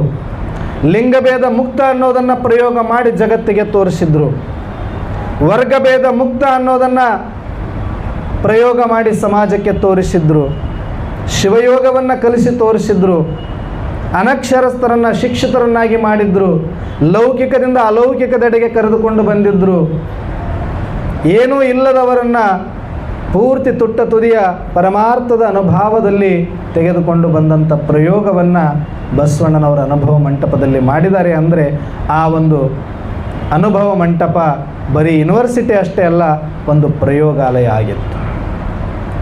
ಬರೀ ಪ್ರಯೋಗಾಲಯ ಆಗಿದ್ದರೆ, ಬರೀ ಥಿಯರಿ ಆಗಿದ್ದರೆ ಅದೊಂದು ಯೂನಿವರ್ಸಿಟಿ ಆಗಿ ಬರೀ ಒಂದು ಪ್ರಯೋಗಾಲಯ ಆಗಿ ಉಳಿತಿತ್ತು. ಬರೀ ಅಷ್ಟು ಜನಗಳಿಗೆ ಮಾತ್ರ ಅದು ಸೀಮಿತ ಆಗ್ತಿತ್ತು. ಆದರೆ ಅಷ್ಟೇ ಆಗಿರಲಿಲ್ಲ ಅನುಭವ ಮಂಟಪ. ಅನುಭವ ಮಂಟಪ ಒಂದು ಪಾರ್ಲಿಮೆಂಟ್ ಕೂಡ ಆಗಿತ್ತು. ಒಂದು ಸಲ ಜೋರಾಗಿ ಚಪ್ಪಾಳೆ ಹಾಕ್ಬೋದಲ್ಲ. ಪಾರ್ಲಿಮೆಂಟಿನ ಕಲ್ಪನೆ ಇವತ್ತು ಹೇಳ್ತಾ ಇದ್ದಾರೆ ಇವರು. ಇವತ್ತು ಇವರು ಬಂದು ಸಮಾಜವಾದ ಕಂಡಿಡಿದ್ರು, ಅವರು ಬಂದು ಸಮಾನತವಾದ ತಂದರು ಅಂತ. ಅವತ್ತೇ ಅಪ್ಪ ಬಸವಣ್ಣನವರು ಸಮಾನತವಾದ ಸಮಾಜವಾದವನ್ನು ಕಲ್ಪನೆಯನ್ನು ಕೊಟ್ಟು ಹೋಗಿದ್ದಾರೆ. ಆದರೆ ಇತಿಹಾಸಕ್ಕೆ ಗೊತ್ತಿಲ್ಲ ಅಷ್ಟೇ. ಕಾರ್ಲ್ ಮಾರ್ಕ್ಸ್ ಬಂದ ನಂತರ, ಲೆನಿನ್ ಅವರು ಬಂದ ನಂತರ ಸಮಾಜವಾದ ಬಂತು ಅಂತ ನಾವು ತಿಳ್ಕೊಳ್ತಾ ಇದ್ದೀವಿ ಅಷ್ಟೇ. ಆದರೆ ಅವತ್ತೇ ಅಪ್ಪ ಬಸವಣ್ಣನವರು ಸಮಾಜದಲ್ಲಿ ಯಾವೆಲ್ಲ ಕಾನೂನುಗಳು ಇರಬೇಕು, ಯಾವೆಲ್ಲ ಕಾನೂನುಗಳಿಂದ ಜನರಿಗೆ ತೊಂದರೆ ಆಗುತ್ತೆ, ದೋಷ ಆಗುತ್ತೆ, ಅವಮಾನ ಆಗುತ್ತೆ, ಅಸ್ಪೃಶ್ಯತೆ ಆಗುತ್ತೆ, ಅಸಮಾನತೆ ಆಗುತ್ತೆ, ಅಂಥದ್ದೆಲ್ಲವನ್ನು ತೆಗೆದು ಬಿಸಾಕಿ ಯಾವುದು ಸಮಾನತೆ ಇದೆಯೋ, ಯಾವುದು ನಿಷ್ಪಕ್ಷಪಾತವಾಗಿದೆಯೋ, ಯಾವುದು ಸ್ವತಂತ್ರವಾಗಿದೆಯೋ, ಯಾವುದು ಎಲ್ಲರಿಗೂ ಕೂಡ ಸರ್ವತೋಮುಖ ಬೆಳವಣಿಗೆಗೆ ಒಂದು ಉದ್ಧಾರಕ್ಕಾಗಿ ನಿಯಮಗಳು ಇರುತ್ತೋ ಅಂಥದ್ದು ಮಾತ್ರ ಉಳಿಸ್ಕೊಳ್ಬೇಕು ಅನ್ನುವಂಥ ಗಟ್ಟಿ ನಿರ್ಧಾರದ ಕಾನೂನುಗಳನ್ನು ಶರಣರ ಒಂದು ಬಳಗದೊಳಗಡೆ, ಶರಣರ ನಿಯಮಗಳಲ್ಲಿ ಅವುಗಳನ್ನು ಸೇರಿಸಿಕೊಳ್ಳುವ ಮುಖಾಂತರ ಸಮಾಜಕ್ಕೆ ಒಂದು ಸಂದೇಶವನ್ನು ಕೊಡುವ, ಒಂದು ಹೊಸ ದಿಕ್ಸೂಚಿಯ ಕಾನೂನನ್ನು ಕೊಡುವಂಥ ಕೆಲಸವನ್ನು ಅವತ್ತಿನ ಅನುಭವ ಮಂಟಪ ಮಾಡಿತ್ತು. ಹಾಗಾಗಿ ಅನುಭವ ಮಂಟಪ ಏನಲ್ಲ ಹೇಳಿ ಎಲ್ಲವೂ ಆಗಿತ್ತು. ಹಾಗೆ ನೋಡಿದರೆ ಅನುಭವ ಮಂಟಪ ಇಷ್ಟೇನೂ ಆಗಿರಲಿಲ್ಲ. ಅನುಭವ ಮಂಟಪ ಬರೀ ವಿಶ್ವವಿದ್ಯಾಲಯ ಅಲ್ಲ, ಅನುಭವ ಮಂಟಪ ಬರೀ ಪ್ರಯೋಗಾಲಯ ಆಗಿರಲಿಲ್ಲ, ಅನುಭವ ಮಂಟಪ ಬರೀ ಪಾರ್ಲಿಮೆಂಟ್ ಅಷ್ಟೇ, ಬರೀ ಕಾನೂನುಗಳನ್ನು ಮಾಡಿ ಜಗತ್ತಿಗೆ ತಿಳಿಸೋದಷ್ಟೇ ಆಗಿರಲಿಲ್ಲ. ಅನುಭವ ಮಂಟಪ ಒಂದು ಶಿವಯೋಗ ಮಂದಿರವಾಗಿತ್ತು. ಯಾವ ಶಿವಯೋಗದಿಂದ ತನ್ನನ್ನು ತಾನು ಅರ್ಥ ಮಾಡಿಕೊಂಡು ತನ್ನ ಸಾಕ್ಷಾತ್ಕಾರದ ಸ್ವರೂಪದ ಅನುಭೂತಿಯನ್ನು ಮಾಡಿ ಜಗತ್ತಿನ ಎಲ್ಲ ಜೀವಾತ್ಮರನ್ನು ಕೂಡ ಜಂಗಮ ಸ್ವರೂಪದಲ್ಲಿ ನೋಡುವ, ಶಿವಸ್ವರೂಪದಲ್ಲಿ ನೋಡುವ, ದೇಹ ಬಾಣವನ್ನು ಬಿಟ್ಟು ಅಶರೀರಿ ಸ್ಥಿತಿಯನ್ನು ಪಡೆಯುವ ಸೂಕ್ಷ್ಮ ಸಾಧನೆಯನ್ನು ಮಾಡಿಸುವಂತಹ ಶಿವಯೋಗ ಮಂದಿರವೂ ಕೂಡ ಆ ಅನುಭವ ಮಂಟಪ ಆಗಿತ್ತು. ಒಬ್ಬೊಬ್ಬ ಶರಣನು ಕೂಡ ಈ ಎಲ್ಲ ವಿಚಾರಗಳಲ್ಲಿ ಎಕ್ಸ್ಪರ್ಟ್ ಆಗಿದ್ದರು. ಅದಕ್ಕೆ 770 ಅಮರಗಣಗಳಂತ ಕರಿತೀವಿ. ಅವರೆಲ್ಲ ಎಕ್ಸ್ಪರ್ಟ್ಸ್ ಅಂತ. ಉಳಿದವರೆಲ್ಲ 196,000 ಜಂಗಮರು ಬೇಕಾದಷ್ಟು ಜನ ಇದ್ದರು. ಅವರೆಲ್ಲ ವಿದ್ಯಾರ್ಥಿಗಳ ಥರ ಕಲಿಯೋರಿದ್ದರು. ಆದರೆ ಎಕ್ಸ್ಪರ್ಟ್ ಆಗಿರೋರು ಎಷ್ಟು ಜನ? 770 ಅಮರಗಣಗಳು. ಅದರಲ್ಲಿ 60 ಜನ ಸ್ತ್ರೀಯರೇ ಇದ್ದರು. ಜೋರಾಗಿ ಒಂದ್ಸಲ ಚಪ್ಪಾಳೆ ತಟ್ಟಬಹುದಲ್ಲ. ಅಮರಗಣಗಳಂದರೆ ಯಾರು? ಸುಮ್ಮನೆ ಅಲ್ಲ, ಬರೀ ಸ್ತ್ರೀ ಒಂದು ಸಂಖ್ಯೆಗಾಗಿ ಅಲ್ಲ, ಬಸವ ಸಮಾನ ಆಗಿರುವವರು, ಅಲ್ಲಮ ಸಮಾನ ಆಗಿರುವವರು, ಚನ್ನಬಸವಣ್ಣನ ಸಮಾನ ಆಗಿರುವವರು, ಅಕ್ಕ ಮಹಾದೇವಿಯ ಸಮಾನ ಆಗಿರುವಂಥ ಅಮರ ಅಂತಂದರೆ ಈ ದೇಹ ಬಾಣವನ್ನು ಬಿಟ್ಟು ಇಚ್ಛಾಮರಣಿಗಳಾಗಿ ಆತ್ಮ ಸಾಕ್ಷಾತ್ಕಾರವನ್ನು ಮಾಡಿಕೊಂಡಿರ್ತಕ್ಕಂಥ ಜಂಗಮ ಸ್ವರೂಪಿಗಳು 770. ಅದರಲ್ಲಿ 60 ಮಹಿಳೆಯರಿದ್ದರು ಅಂತಂದರೆ ಎಂಥ ಒಂದು ಶಿವಯೋಗ ಮಂದಿರವನ್ನು ತಯಾರು ಮಾಡಿರಬೇಡ ಅಣ್ಣ ಬಸವಣ್ಣ. ಎಂಥ ಒಂದು ಶಿವಯೋಗವನ್ನು ಕಲಿಸಿರಬೇಡ ಅವರಿಗೆ. ಅವ್ರಿಗೇನು ಲೌಕಿಕದ ಜ್ಞಾನ ಇಲ್ಲ, ಪ್ರಪಂಚದ ಜ್ಞಾನ ಇಲ್ಲ, ವಿಜ್ಞಾನ ಗೊತ್ತಿಲ್ಲ, ಗಣಿತ ಗೊತ್ತಿಲ್ಲ, ಸಮಾಜ ಗೊತ್ತಿಲ್ಲ, ಇತಿಹಾಸ ಗೊತ್ತಿಲ್ಲ. ಅವರಿಗೆ ಗೊತ್ತಿತ್ತು ಯಾವುದು ಅಂದರೆ ಏನು ಗೊತ್ತಾಗಬೇಕಾಗಿತ್ತು ಅದು ಸರಿಯಾಗಿ ಗೊತ್ತಿತ್ತು ಅವರಿಗೆ. ಇವತ್ತೇನೆಲ್ಲ ಕಲಿಸ್ತಾ ಇದ್ದಾರೆ ಅಂದರೆ ಯಾವುದು ಗೊತ್ತು ಮಾಡಬೇಕು ಅದು ಯಾವುದು ಇವರಿಗೆ ಗೊತ್ತಿಲ್ಲ, ಕಲಿಸೋರಿಗೆ ಗೊತ್ತಿಲ್ಲ. ಆದರೆ ಬೇಕಾಗಿಲ್ಲದೆ ಇರೋದೆಲ್ಲವೂ ಕೂಡ ಬದುಕಲಿಕ್ಕೆ ಅದು ಇಲ್ಲ ಅಂದರೆ ಆರಾಮಾಗಿ ಬದುಕಬಹುದು ಮನುಷ್ಯ. ಆದರೆ ಅದು ಬೇಕು ಬೇಕು ಅಂತ ಒಂದಷ್ಟು ಅದನ್ನು ಕ್ರಿಯೇಟ್ ಮಾಡಿಬಿಟ್ಟು ಅದನ್ನೇ ಬಂಡವಾಳ ಮಾಡಿಕೊಂಡು ಅದಕ್ಕೆ ಇಷ್ಟೊಂದು ಲಕ್ಷಾಂತರ ಕೋಟ್ಯಾಂತರ ಫೀಸ್ಗಳು ಮಾಡಿಕೊಂಡು ಅನಿವಾರ್ಯ ಥರವಾಗಿ ಅದನ್ನು ತುಂಬುತ್ತಾ ಇದ್ದಾರೆ ಮಕ್ಕಳ ತಲೆಯಲ್ಲಿ. ಬಿಟ್ಟರೆ ಯಾವುದು ಜೀವನದಲ್ಲಿ ಸತ್ಯ ಸಾರ್ಥಕ ಬದುಕಿಗೆ ಬೇಕಾಗಿದೆಯೋ ಅದರ ಅರಿವು ಇವತ್ತಿನ ಯೂನಿವರ್ಸಿಟಿ ಯಾವೊಬ್ಬ ಪ್ರಾಧ್ಯಾಪಕರಿಗೆ ಇದೆ ಅಂತ ಹೇಳಲಿಕ್ಕೆ ಸಾಧ್ಯನೇ ಇಲ್ಲ ಇವತ್ತು. ಯಾಕಂದರೆ ಅಷ್ಟು ಪೂರ್ತಿ ಲೌಕಿಕದ ಹಿಂದೆ ಬಿದ್ದಿದೆ, ವಿಲಾಸಿ ಜೀವನದ ಹಿಂದೆ ಬಿದ್ದಿದೆ. ಬರೀ ಒಂದು ಸಂಪಾದನೆಯೇ ದೊಡ್ಡ ಜೀವನದ ಗುರಿ, ಒಂದು ಪೋಸ್ಟ್ ಪೊಸಿಷನ್ ಕಂಡುಕೊಳ್ಳದೆ ಒಂದು ಜೀವನದ ದೊಡ್ಡ ಸಾರ್ಥಕತೆ ಅಂತ ಇವತ್ತು ತಂದೆ ತಾಯಿಗಳೇ ನೋಡುವಂಥ ಮಟ್ಟಿಗೆ ಬಂದಿದೆ ಅಂತಂದರೆ ಇನ್ನು ಕಲಿಸುವಂಥ ಶಿಕ್ಷಕರಿಗೆ ಹೇಳೋದು ಏನಿದೆ ಮಾತು. ಇಬ್ಬರು ಮಕ್ಕಳಲ್ಲಿ ಒಬ್ಬ ಆಧ್ಯಾತ್ಮಿಕ ಸಾಧನೆಯಲ್ಲಿದ್ದಾನೆ, ಒಬ್ಬ ಚೆನ್ನಾಗಿ ಲಕ್ಷ ಲಕ್ಷ ಸಂಪಾದನೆ ಮಾಡ್ತಾ ಇದ್ದಾನಂದರೆ ಅಮ್ಮ ಯಾರನ್ನ ಹೆಂಗೆ ನೋಡ್ತಾಳೆ ಅಂತ ನಿಮ್ಮ ಅಂತರಂಗವನ್ನು ನೋಡಿಕೊಂಡ್ರೆ ಇವತ್ತು ಗೊತ್ತಾಗ್ಬಿಡುತ್ತೆ ನಾವು ಎಲ್ಲಿದ್ದೀವಿ ಅಂತ. ಇಂಥ ಒಂದು ಸತ್ಸಂಗದಲ್ಲಿ ಬಂದು ಶರಣರ ಮಾರ್ಗದಲ್ಲಿ ನಡೆದು ಶಿವಯೋಗವನ್ನು ಮಾಡಿ ದಾಸೋಹ ಮಾಡ್ತೀನಿ, ಜಂಗಮ ಸೇವೆ ಮಾಡ್ತೀನಿ, ಸಾಕ್ಷಾತ್ಕಾರ ಮಾಡ್ಕೊಳ್ತೀನಿ ಅಂತ ಶಿವಯೋಗ ಮಾಡ್ಕೊಳಕ್ಕೆ ನಿಮ್ಮ ಮನೆಯೊಳಗೆ ಕೂತ್ಕೊಳ್ಳಿ ನೋಡೋಣ. ನಿಮ್ಮ ಅಂತರಾತ್ಮದಲ್ಲಿ ಏನು ಬರುತ್ತೆ ಅಂತ ನೀವೇ ಪ್ರಶ್ನೆ ಮಾಡ್ಕೊಳ್ಳಿ. ಆದರೆ ನಾವು ಅಂದ್ಕೊಳ್ತೀವಿ ಸಮಾಜ ಹಿಂಗಾಗಬೇಕು, ಸಮಾಜ ಹಂಗಾಗಬೇಕು. ಹೆಂಗಾಗುತ್ತೆ ಸಮಾಜ? ಸಮಾಜದಲ್ಲಿರೋರನ್ನೆಲ್ಲ ಬದಲಿ ಮಾಡಬೇಕಂತ ನಿಂತೀವಿ. ನಮ್ಮ ಹೊಟ್ಟೆ ಒಳಗಡೆ ಹುಟ್ಟಿರುವ 2 ಮಕ್ಕಳನ್ನು ನಾವು ಮಾಡೋಕ್ಕೆ ತಯಾರಿಲ್ಲ, ಆಗ್ತಿಲ್ಲ ನಮ್ಮ ಕೈಲಿ. ಆದರೆ ಮಾತಾಡ್ತೀವಿ ಬೇಕಾದಷ್ಟು. ಪುಸ್ತಕ ಬರಿಬೋದು, ಕವನ ಬರಿಬೋದು, ನಾನು ಒಂದಷ್ಟು ವಚನ ನೋಡಿ ವಚನ ಬರಿಬೋದು. ಇವತ್ತು ಯಾರ್ಯಾರೋ ಗುದ್ದಾಡೋದು ನೋಡಿ ನಾನು ಗದ್ದಲದಲ್ಲಿ ಬರ್ಬೋದೇ ಹೊರತಾಗಿ ನಾನೇನು ಮಾಡ್ತಾ ಇದ್ದೀನಿ, ನಾನೇನು ನಿರೀಕ್ಷೆ ಇಟ್ಕೊಂಡಿದ್ದೀನಿ, ಎಟ್ಲೀಸ್ಟ್ ನಾನು ಆಗಕ್ಕಾಗಿದೆಯೋ ಇಲ್ಲ, ನನ್ನಿಂದ ಬಂದಿರುವ ನನ್ನ ಗರ್ಭದಲ್ಲಿ ಜನಿಸಿರುವ ನನಗೆ ಜನಿಸಿರುವಂಥ 2 ಮಕ್ಕಳನ್ನು ಅದನ್ನು ನಾನು ತಯಾರು ಮಾಡಿ ಶರಣರನ್ನಾಗಿ ಮಾಡ್ತೇನೆ ಅನ್ನುವಂಥ ಪಣ ನಾವೆಲ್ಲರೂ ತೊಟ್ಟಿದ್ರೆ ಇವತ್ತು ಎಷ್ಟು ಸಮಾಜ ಬದಲಾಗ್ತಿತ್ತು? ಇಲ್ಲ. ಒಳಗಡೆ ಇವತ್ತು ಅಣ್ಣವರೇ ಇದೆಲ್ಲ ಮೈಕಲ್ಲಿ ಹೇಳೋಕ್ಕೆ ಕೇಳೋಕ್ಕೆ ಚೆನ್ನಾಗಿರುತ್ತೆ, ಈ ರೀತಿ ಬದುಕಿ ನಿನ್ನೊಬ್ಬರು ಅಕ್ಕವ್ರು ಹೇಳಿದ್ರು, ಈ ಥರ ಬದುಕಿಸಿ ನಾನು ಸಾಕಷ್ಟು ಕಷ್ಟ ಅನುಭವಿಸ್ಬಿಟ್ಟಿದ್ದೀನಿ ಅಂತ ಹೇಳಿದ್ರು ಯಾರೋ ಒಬ್ಬರು ಅಕ್ಕ. ಇದೇ ಇವತ್ತು ಪರಿಸ್ಥಿತಿ ಹಂಗೆ ಇದೆ. ಈ ಮಾರ್ಗದಲ್ಲಿ ಅವ್ರ ಮಕ್ಕಳು ಹೋಗ್ತಾ ಇದ್ದಾರೆ ಅಂದರೆ ಅವ್ರಿಗೇನು ಬೆಲೆ ಇದೆ, ಅವ್ರ ತಂದೆ ತಾಯಿಗೆ ಏನು ಬೆಲೆ ಇದೆ, ಸಮಾಜ ಏನು ಇವತ್ತು ಅವ್ರಿಗೆ ಬೆಲೆ ಕೊಟ್ಟಿದೆ ಅನ್ನೋದು ವೈಯಕ್ತಿಕ ನನಗೂ ಅನುಭವ ಇದೆ, ನಮ್ಮ ತಂದೆ ತಾಯಿಗೂ ಅನುಭವ ಇದೆ.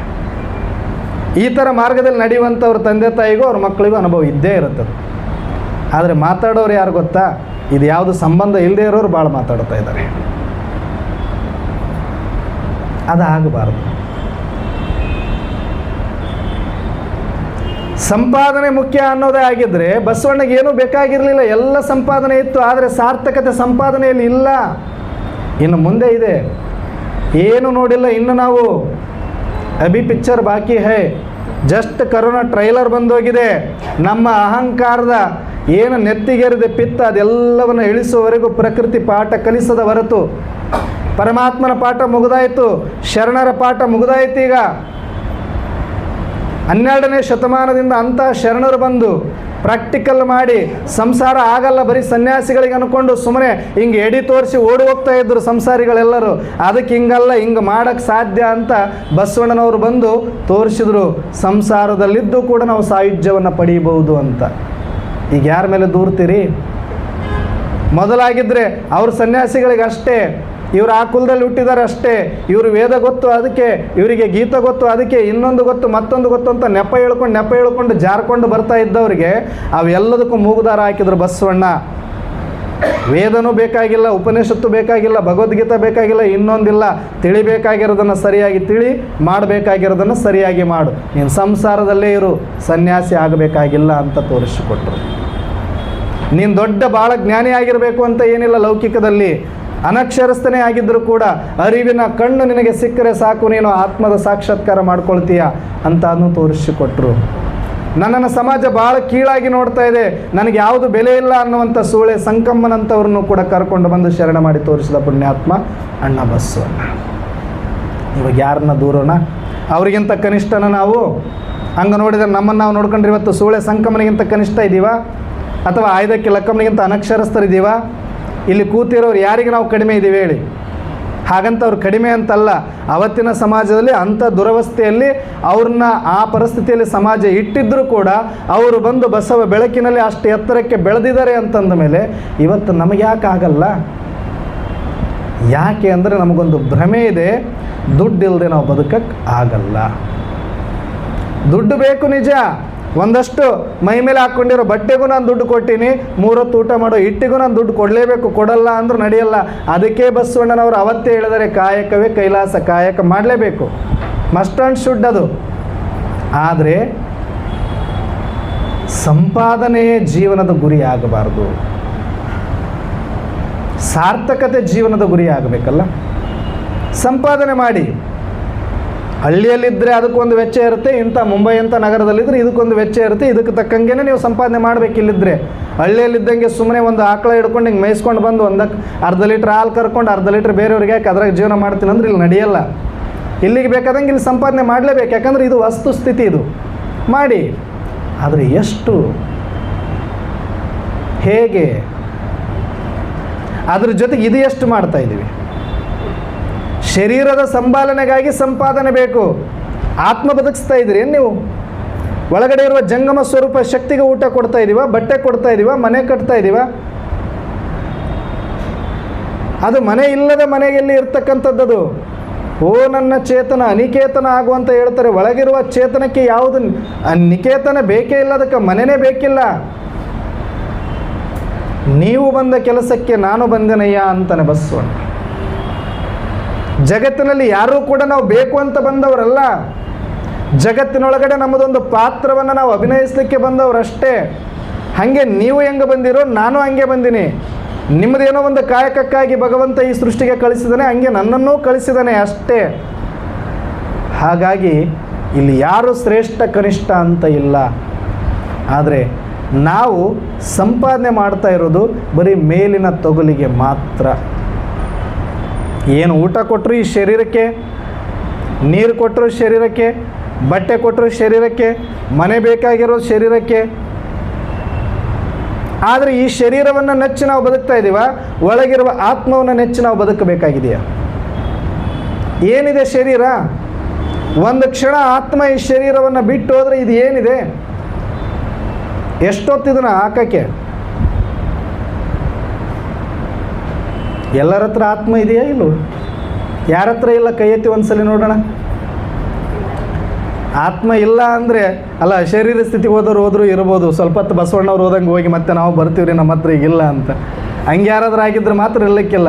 ಇಲ್ಲ ಅಂದರೆ ಅಲ್ಲಿಗೆ ರೆಡಿ ಇದೆ. ಈಗ ನಾರಾಯಣ ಅಣ್ಣವ್ರು ಒಂದು ಸಲ ಫೋನ್ ಮಾಡಿದ್ರೆ ಹಿಂಗೆ ಆಯ್ತಿಲ್ಲ ಹೋಯ್ತು ಅಂತಂದರೆ ಅಲ್ಲಿಗೆ ಕಾಯಿಸ್ಕೊಂಡೇ ಕೂತಾರವ್ರು. ಹಾರರು ರೆಡಿಮೇಡ್ ಸಿಗ್ತವೆ. ಈಗ ತೊಗೊಂಡೋಗಕ್ಕೆ ಅವಾಗ ಪಲ್ಲಂಗ ರೆಡಿ ಮಾಡ್ಕೊಳ್ತಿದ್ರು. ಹಳ್ಳಿ ಒಳಗಡೆ ಏನು ಮಾಡ್ತಿದ್ರು, ಯಾರಾದರೂ ಶರೀರ ಬಿಟ್ಟರೆ ಬಡಿಗೇರನ್ನ ಕರಿಬೇಕಾಗಿತ್ತು, ಒಂದು 4 ಹೊಸ ಗಿಡ ಖರೀದಿ ಮಾಡ್ಕೊಂಬರ್ಬೇಕಾಗಿತ್ತು. ಆ ಮಂಟಪ ತಯಾರು ಮಾಡಬೇಕು, ಮಂಟಪ ಕಾಳಿ ಹಚ್ಚಬೇಕು, ಅಟನ್ ತನಕ ಅಳಲಿ ಒಂದು ಸ್ವಲ್ಪ ಏನಾರ ಮಾಡ್ಕೊಳ್ಳಿ ಅಂತ ಸ್ವಲ್ಪ ಟೈಮ್ ಆದರೂ ಕೊಡ್ತಿದ್ರು. ಈಗ ಮೊದಲೇ ಸ್ಟೀಲಿಂದ ರೆಡಿ ಮಾಡಿ ಇಟ್ಟುಬಿಟ್ಟಾರೆ. ಹಿಂಗೆ ನೀವೇನಾದ್ರು ಹೊತ್ಕೊಂಡು ಹೋಗ್ಬೇಕಂದ್ರೂ ಕೂಡ ರೆಡಿ ಆಲ್ರೆಡಿ ಇದೆ. ಓರಕ್ಕಂತೂ ಮೊದಲೇ ರೆಡಿ ಇದ್ದಾರೆ ನಿಮ್ಮನ್ನ ಎತ್ತಿ ಹಾಕಕ್ಕೆ. ಯಾಕಂದ್ರೆ ಅಲ್ಲಿ ಸಾಕಾಗಿವೆ, ಎಲ್ಲರಿಗೇನು ಬೇಕಾಗಿವ? ನಾವೀಗ ಹೋದ್ರೆ ಸಾಕು, ಇವ್ರನ್ನ ಎತ್ತಿ ನಾನು ಹಾಕ್ತೀನಿ ಅಂತಾರೆ. 4 ಮಂದಿನ ಬೇಕಿಲ್ಲ, ಒಬ್ಬರೇ ಎತ್ತಿ ಹಾಕಿಬಿಡ್ತಾರೆ ಈಗ.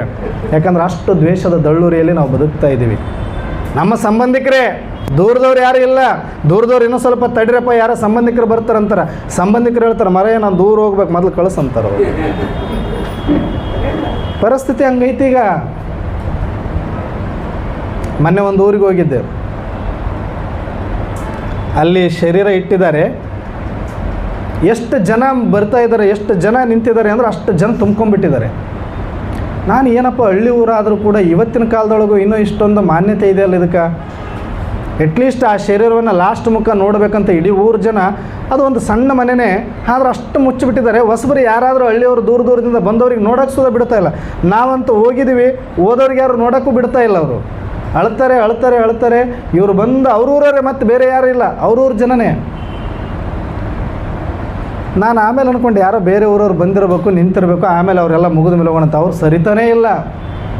ಲಾಸ್ಟಿಗೆ ಎಲ್ಲರೂ ಅವ್ರ ಊರವರೊಬ್ಬರು ಬಂದರು. ಆಯ್ತಮ್ಮ ಸರಿ ರೀ, ಬರೋರೆಲ್ಲ ಬಂದಾಯ್ತು, ಒಳರೆಲ್ಲ ಹತ್ತಾಯ್ತು, ಇನ್ಯಾಕೆ ನಿಂತಿರಂದ್ಮೇಲೆ ಎಲ್ಲರೂ ಓಡಬೇಕು. ಒಬ್ಬರು ಇಲ್ಲ ಅಲ್ಲಿ.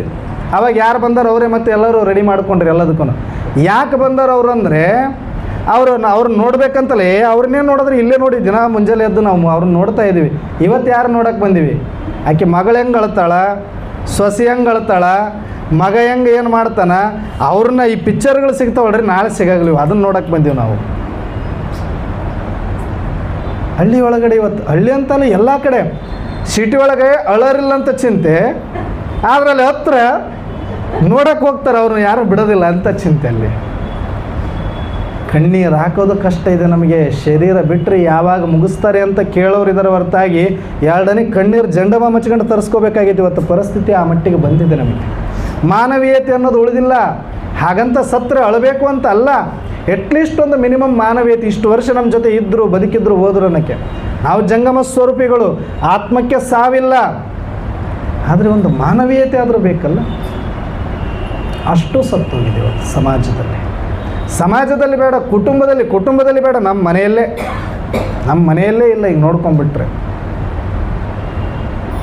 ಅಂಥ ಪರಿಸ್ಥಿತಿ ಒಳಗಡೆ ನಾವಿದ್ದರೂ ಕೂಡ ಎಷ್ಟು ನಮಗಿನ್ನೂ ನಶೆ ಇದೆ ಅಂದರೆ, ಭ್ರಮೆ ಇದೆ ಅಂದರೆ, ಇನ್ನೂ ನಾವು ಆಕಾಶಕ್ಕೆ ಇಣೆ ಆಗ್ತಾ ಇದ್ದೀವಿ, ಇನ್ನೊಂದು ಗ್ರಹದಲ್ಲಿ ಹೋಗಿ ಮನೆ ಕಟ್ಕೊಂಡು ಬದುಕ್ತೀವಿ ಅನ್ನೋ ಭ್ರಮೆಯಲ್ಲಿ ನಾವು ತುಂಬಿಕೊಂಡಿದ್ದೀವಿ. ಅದು ನೀವು ಮುಂಬೈಯರಂತೂ ಭಾಳ ಅಡ್ವಾನ್ಸೇ ಇರಬೇಕು. ಯಾಕಂದರೆ ಎಲ್ಲರಿಗಿಂತ ಡೇಂಜರ್ ಝೋನಲ್ಲಿ ಫಸ್ಟ್ ನೀವೇ ಇದ್ದೀರಿ. ಮತ್ತು ಹಿಂಗೆ ಭಯ ಬೀಳಿಸ್ತಾ ಇದ್ದಾರೆ ಅಣ್ಣವ್ರಂತ ಅನ್ಕೋಬೇಡಿ. ಸುತ್ತಲೂ ನೀರು ತುಂಬಿಕೊಂಡಿದೆ, ಒಂದೇ ಎಲೆ ಸಾಕು ಹಿಂಗೆ ಮುಚ್ಕೊಳ್ಳೋಕೆ. ಇದಕ್ಕೆ ನಾನು ಹೇಳ್ತಾ ಇಲ್ಲದು, ಸೈಂಟಿಸ್ಟ್ಗಳು ಹೇಳ್ತಾ ಇರೋದಕ್ಕ. ಅಲ್ಲಿ ಹಿಂದೆ ಅಣ್ಣವ್ರು ಕೂತಿದ್ದಾರೆ, ಅವರೇ ಹೇಳಿದ್ದು ನನಗೆ. ಸುಮ್ಮನೆ ಅವ್ರ ಮೇಲೆ ಹೇಳ್ತಾ ಇದ್ದೀನಿ, ಮತ್ತು ಅವ್ರನ್ನ ಕೇಳಬೇಡಿ.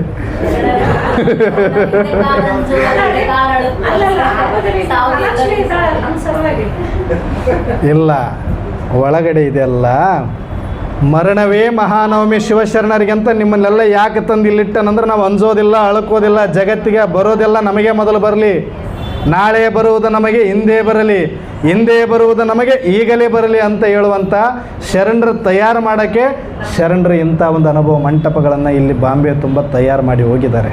ಹಾಗಾಗಿ ನೀವು ಯಾರು ಹೆದರಬೇಕಾಗಿಲ್ಲ. ಆದರೆ ಅಷ್ಟರೊಳಗಡೆ ಶಿವಯೋಗ ಪರ್ಫೆಕ್ಟ್ ಆಗಿರಿ. ಇಲ್ಲ ಅಂದರೆ ಈ ಕಡೆನೂ ಇಲ್ಲ, ಆ ಕಡೆನೂ ಇಲ್ಲ ಅಂದರೆ ಕಷ್ಟ ಆಗುತ್ತೆ.